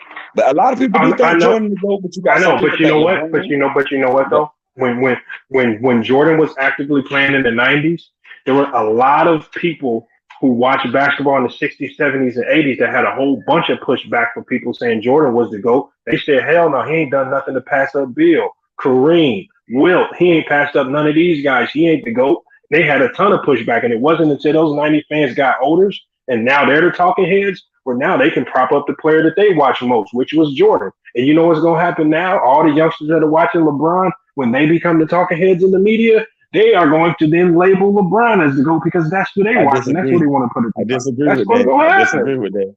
No, I disagree with that because you got to understand. It's consistently happening in history. You got to understand Jordan going to be an outlier. And the reason why I say Jordan going to be an outlier is because of his shoes. His shoes going to always keep him relevant. Oh, my God. Jordan's shoes going to you can believe it or you don't.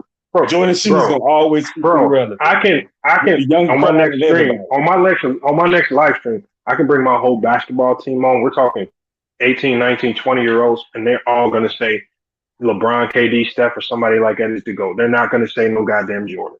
And Jordan, and half these young kids don't even wear Jordans like that. And they only wear Dunks because That's cap. it's trendy Oh, right that's now. so cap. Now that's cap. I know that's cap. Bro, man, bro, I know I that's deal with them cap. every day. You know, I work at a university. Everybody in their granddaddy got Jordan, bro. Everybody in their granddaddy got Jordan. They wear Jordans because it's a fashion statement, not because he can hoop. Exactly. That's what I'm saying. That's my point. Bro, they don't know nothing about his game. They just buy them because it's a fashion statement.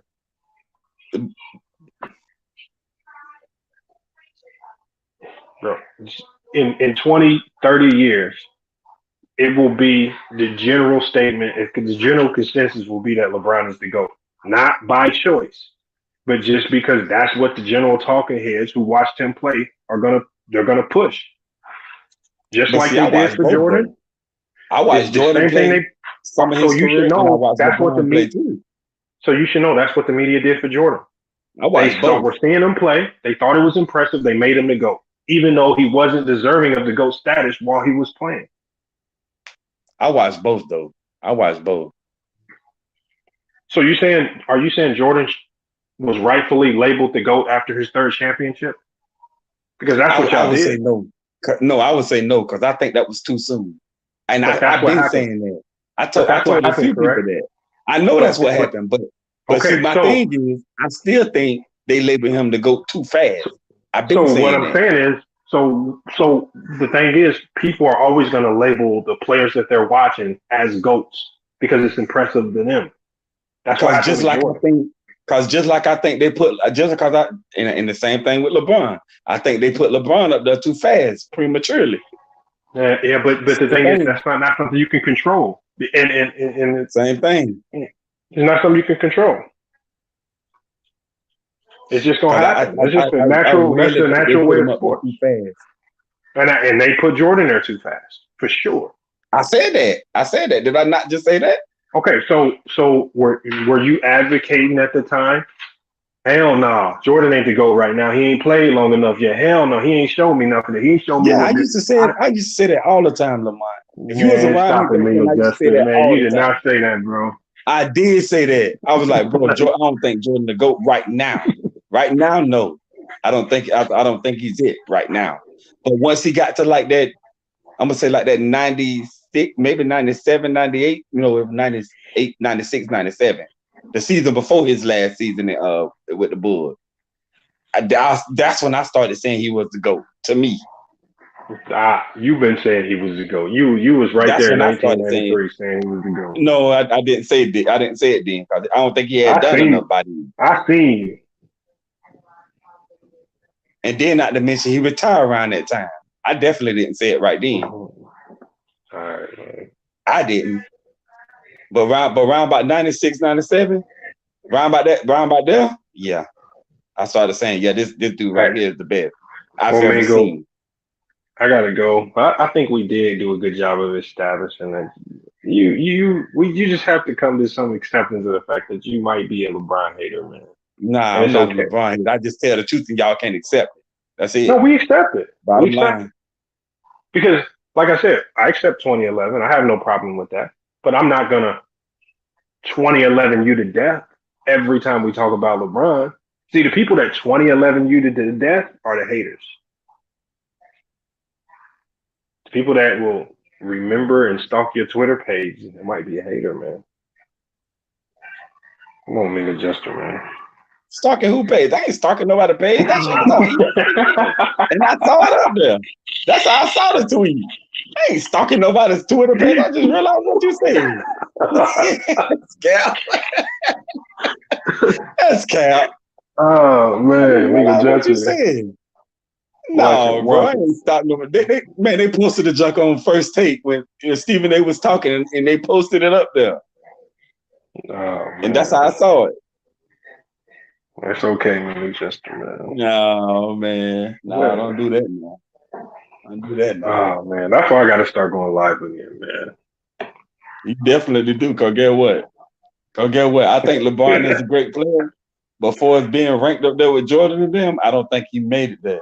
To me personally, I don't think he made it. Hey, fact shot money. He hit the notification bell on LeBron's Twitter page, man. I got the don't think he made it. notifications on. I just don't think he made it.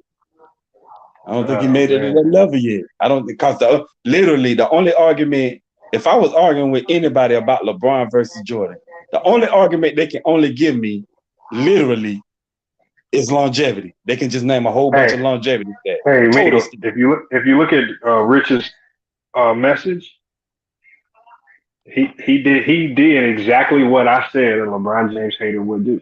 Because there's other reasons, there's other real basketball reasons why you can say LeBron isn't the GOAT over MJ. And when you run to the finals record, tells me that you struggle to grasp the understanding of the game of basketball. Because there are other things, basketball related that you can go to that make more sense than just running to a finals record, which absolutely makes no sense because there's no player in NBA history that's been criticized because of their finals record other than LeBron. I'm telling you, I got many reasons of why Jordan over LeBron. I got many reasons, not just finals. I'm saying, but maybe just I know you might, but I'm saying what Rich said, because Rich, read his post. He says reasons why LeBron will never be the GOAT. For one, you know it's hate because he said LeBron, and then he goes straight to the finals record, and then he comes up with something saying faking injuries, full of lies and excuses, which right there, that's an emotional take because you can't sit there and tell another man was faking injuries, and we know that wasn't the case because in a lot of these finals. No, I know. Well, I know you didn't hear me say none of that stuff since we've been talking. So you can't put that on me. Hold on, let me ask you, Domingo Justin. I did mention the 6 finals losses, but I haven't mentioned no faking no injury, and I haven't called LeBron out his name. Hey, do you believe he was faking injuries though? And no, I don't believe that. Well, no, I don't think he faked. Man, the man know his body, and he know, and I think he know what hurts and what don't. So I don't think you don't think he was faking them cramps against the Spurs? Hell no, I don't. No. Okay, I'm just checking, man. I'm just checking. No, I don't think he's faking. I don't think no player faking injury. That's kind of low down if you're faking an injury. Now, I mean, come on now. Hey, that's what Rich said. That's what Rich said. Rich is a full-fledged hater. Hey, but what happened to the guy in the chat named Ace Santana? I called him out for a head-to-head debate, man. He want to go against you? What y'all going to be debating? I don't know. He just likes talking about me in different chats. So I said, man, you might as well just come on my platform, man. We could just let you speak publicly. Oh, I guess you're trying to get in the max ether. Oh, he would definitely. He would be light work. He would be light work. But I call him out. Like when I call you out, when I call you out, you know, I feel like I really got it. Like he would be light work. He's too emotional. Yeah, like, you can't be emotional when you have debate. Like I can debate you. I can debate you because you make sense sometimes. Like you can make some good points. Even Infamous in the chat, he makes some good points. He's a good debater. Lakers and Fudge can do it because he don't get too caught up in the emotions. But it's some of these guys, man. Like Ace Santana and them guys, man. That they just get caught up, man. Start talking about stuff that don't have nothing to do with nothing. And that's my number rule. That's my number one rule to debating. Don't get emotional because right time your emotions get involved, you're gonna start losing because you're gonna speak just off emotion. Pure off your emotion. Yeah, that's true. You can't get emotional when you debating.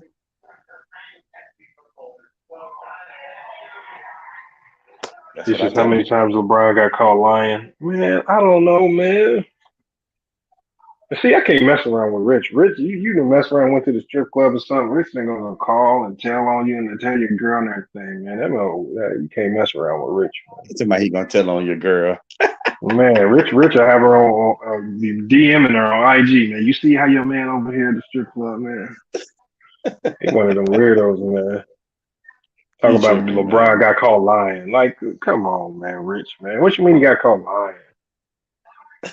Jesus Christ, man. Y'all wildin', man. Next week, he gonna talk about Richard's next. Gonna probably talk about the cheating scandals and the potential HGH use. The times he was on steroids. Man, everybody be saying that. They do be saying that. No, I do hear a lot of people say he was on steroids. Now I hear a lot of people saying that. No, people say that. And people say that because we ain't never seen it. We ain't never seen nothing like, just like with Barry Bonds. Barry Bonds was probably on steroids. He just kept his mouth shut, so can't nobody prove it. But he says, Lamar, you need to go to Player's Choice, man. It's infamous. I'm not gonna force my way over there. Like it's very easy to contact them. If they hit me up and offered an invitation, I would come. But I have yet to receive any invitation. And like I said, I'm gonna start back going live soon. They're welcome to come to my platform, and I haven't seen any of them guys come over to my platform. So I mean, I like what they're doing, but I'm not a beggar. I'm not. Yellow Mike, they definitely should have had you on there, bro. They should have had you on the Black Friday. Look, I can't knock them. I can't knock them for not having me on there. Like I said, they should have had you on there, but I think that would have been a classic. You should have went against like Mookie or somebody. That would have been amazing. I would have liked to see you go against one of them guys. Low, Mars. I would have liked to see you go against one of them guys. Hey, I really would have liked to see that. It's just FYF Sports, Shot Money. Just type in FYF Sports debates. You can't miss it. You know what? Like I could debate the Mars guy, but I think the Mars guy, he's one of those debaters where he's remembered so much from Google. That's what he doesn't. None of his takes, his flaw is that none of his takes come from actually playing real basketball. All his takes come from Google and stats and numbers.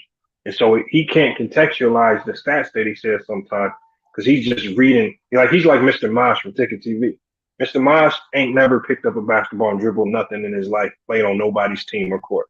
And so he struggles with. So when he talks about LeBron, he's literally going to every single season LeBron lost and says he lost this year and he had a bad game here. He scored 10 points in the fourth quarter here. It's just like, come on, man, put context to this stuff, man, because it makes it sound like you ain't never hooped. So, it's like the guy Shaq, he will be a good person to debate because he can contextualize both playing and numbers. Infamous said he would like to see you go against Chilltown. No, Chilltown too. You can tell by the way Chilltown talks that he used to play. Right, and as crazy as Ticket TV is, sometimes he will make points and expose that he really knows basketball. And he will say some things that make sense, and you can tell that he used to play. Now, a lot of times you can tell he's saying a lot of it for entertainment and shock value, but sometimes he'll slip up and show that he actually knew the game. He will do that on accident every now and then. Ticket intentionally says things for shock value and intentionally putting on a certain face. But he will slip up and show that he knows the game. No, infamous, but I can't infamous, but because Ticket TV is always going for shock value, he couldn't debate me. He's too emotional. Remember, he tried to debate a guy on my channel. A lot of people don't remember this. And he got so distracted by people talking in the chat, he started shaving his head on live just to prove he had a hairline. I mean, what? Bro, I got it on video. If you go look at my New Year's compilation video. Six-Man Ticket TV was debating a guy. He got so distracted. Somebody in the chat said, man, your hairline fake. That man went straight to the bathroom, pulled out some T-liners and started shaving his hairline off and saying, look, man, his hair right here. He's not fake. That's like, crazy. Bro, I said, what? Bro, I ain't know he did that. Wow. Bro, he did that.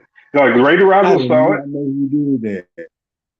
Yeah. So I'm saying, I'm not going to take like no light work like that. Why are you going to give me light work? Like Mr. Miles been wanting to debate me so bad, but I'm not trying to hear you read from Google. And it's just like, bro, that's too easy. That's light work. But most of them do that, right? Low do it, Mars do it. Most of those guys read from Google. I even think Shaq do it. Not Shaq. What the other bald head dude name? The bald head one, not Shaq. Shaq got like the little no, Shaq, you can tell he hoops because when he talks from a perspective of stats and not from his the dude name. The ball head. He said drop the link. Is what's his name still there? Is Kareem there to drop the link? No, I think Kareem done left. Man, if Kareem was there, I'll tell him. Shot Money, I would. But Shot Money, come check it out, man. Come check it out. I haven't been going live in a minute. But I'm gonna start going live this week. I'ma love to see this debate, but I'm gonna watch this. I'm gonna watch I'm gonna watch all the rounds too. I'm gonna watch everybody debate. I've been focused on my team, bro. Bro, Mango, I'm about to drop this game on my channel, bro. Hey man, you let me. Well, I get the notification because I'm subscribed, so I get the notification. But listen, I got to tell you about this shit, bro. This shit was one of the most like we lost this game on one of the most dumbest, unbelievable stuff I've ever seen, man. It was some dumb shit, bro. So we was down. This is one of the best teams in the country. We down 10 points with 45 seconds. We get into a diamond press, get a couple steals, come back. We get the last steal that we get. Point guard pulls up top of the key, tie the game, 3-ball. We get another stop, free throw line, knock 2 free throws. We got the lead with like 8 seconds or maybe 10 seconds. They bringing the ball up the court. We get another goddamn steal. Check this shit out. And one of my best players, all he have to do is just go dunk the goddamn ball. This fool start fumbling, rumbling the ball, missed the goddamn layup. The other team's point guard scoop it up, throw it all the way down court. Dude hit a game winner in the corner, man, just that quick, man. And that shit went. I'm like, goddamn. First loss of the goddamn season on some fluke shit. So what y'all record is? We 8-1 right now. Should be undefeated. That's pretty good. We've been stomping the hole in everybody. I'm not about. We ain't had a close game. We didn't beat everybody by 20. And we knew this team was going to be a little bit of comp, but we should have won this game by 20. While we just playing out of whack. But we got to play them again in a couple weeks. So you saying y'all gonna dominate this second time around? Oh yeah. When we ain't no team gonna beat it. Ain't no team ever. It's just I've been coaching G. We ain't never lost to the same team twice. There ain't no way in hell that's gonna happen. Oh, okay. We about to beat the dog shit. I'm gonna put that game on YouTube too. They get out there and blow y'all out by 20. Bro, I told them what was gonna happen, man. They already know what time it is. They know that shit was a fluke. The last team that beat us, man, we came back and beat them by like it was called Justice College, man. Them motherfuckers beat us on some fluke shit last year. We came back and beat them 95-30. Damn. Man, after third quarter, I would have walked in the locker room. Well, them motherfuckers were mad, bro. This how you know we beat a team so bad. These fools went to the school and started reporting me for unsportsmanlike conduct because we don't take off. We don't take our foot off the gas. I was like, man, this is grown men. It's college. What you crying for? Well, hey, them buddies say you was just running up the scoreboard too much, man. They don't want you to do that. Hey, when we played Denver College in the playoffs last year, that coach looked just like you. They didn't want to shake our hands after the game. Beat the life out of them. Well, there ain't nothing wrong with that. Yeah, people have their feelings involved when they come down to stuff like that. Hey, but Mingo, I can't lie though. I got a losing record in the finals, man, at GCU, man. Man, stop playing. I swear to God. In the championship game. So my championship game record is 1-2.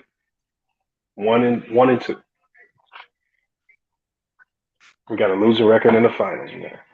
Man, it ain't gonna matter because y'all gonna tie it up this year. If y'all do got a losing record, y'all gonna tie it up this year. Oh man. Now we're gonna be right there. No, I'm dead serious. We won and I won in 2017. We made it to the national championship game the last 2 years. So the year before last we lost to San Marcos State, and then last year we lost to fucking Wisconsin, man. These motherfuckers brought fucking 9, 6, 7 white dudes, man. Hey, if you from the Midwest and you see a team of all white dudes that's about 6, 7 walk in, you know it's gonna be a long day, bro. Yeah. Them motherfuckers didn't have no turnovers. They didn't take no threes. They didn't take no bad shots. They were killing y'all, huh? No. It was a close game. We actually should have won. It came down to basically a bang bang play at the end.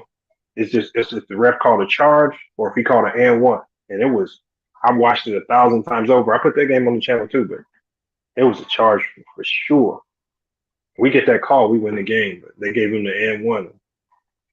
That killed us. Well, it's okay. I guess. Hey, I guess y'all to bounce back. I guess y'all bounce back this year because y'all lose only one. See, because of people like y'all looking at my finals record, I got to make sure I keep my finals record intact. Nah, I'm just messing. I'm just messing with y'all, man. I'm about to get on up out of here, man. I ain't gonna keep holding up Kareem show. I'm gonna catch up with you. I don't know. Just keep watching. You'll see when I go live. I'll put out the notification. Yeah, man. I'm about to say I get the notification. All right, bro. I'm gonna catch up with you later. All right.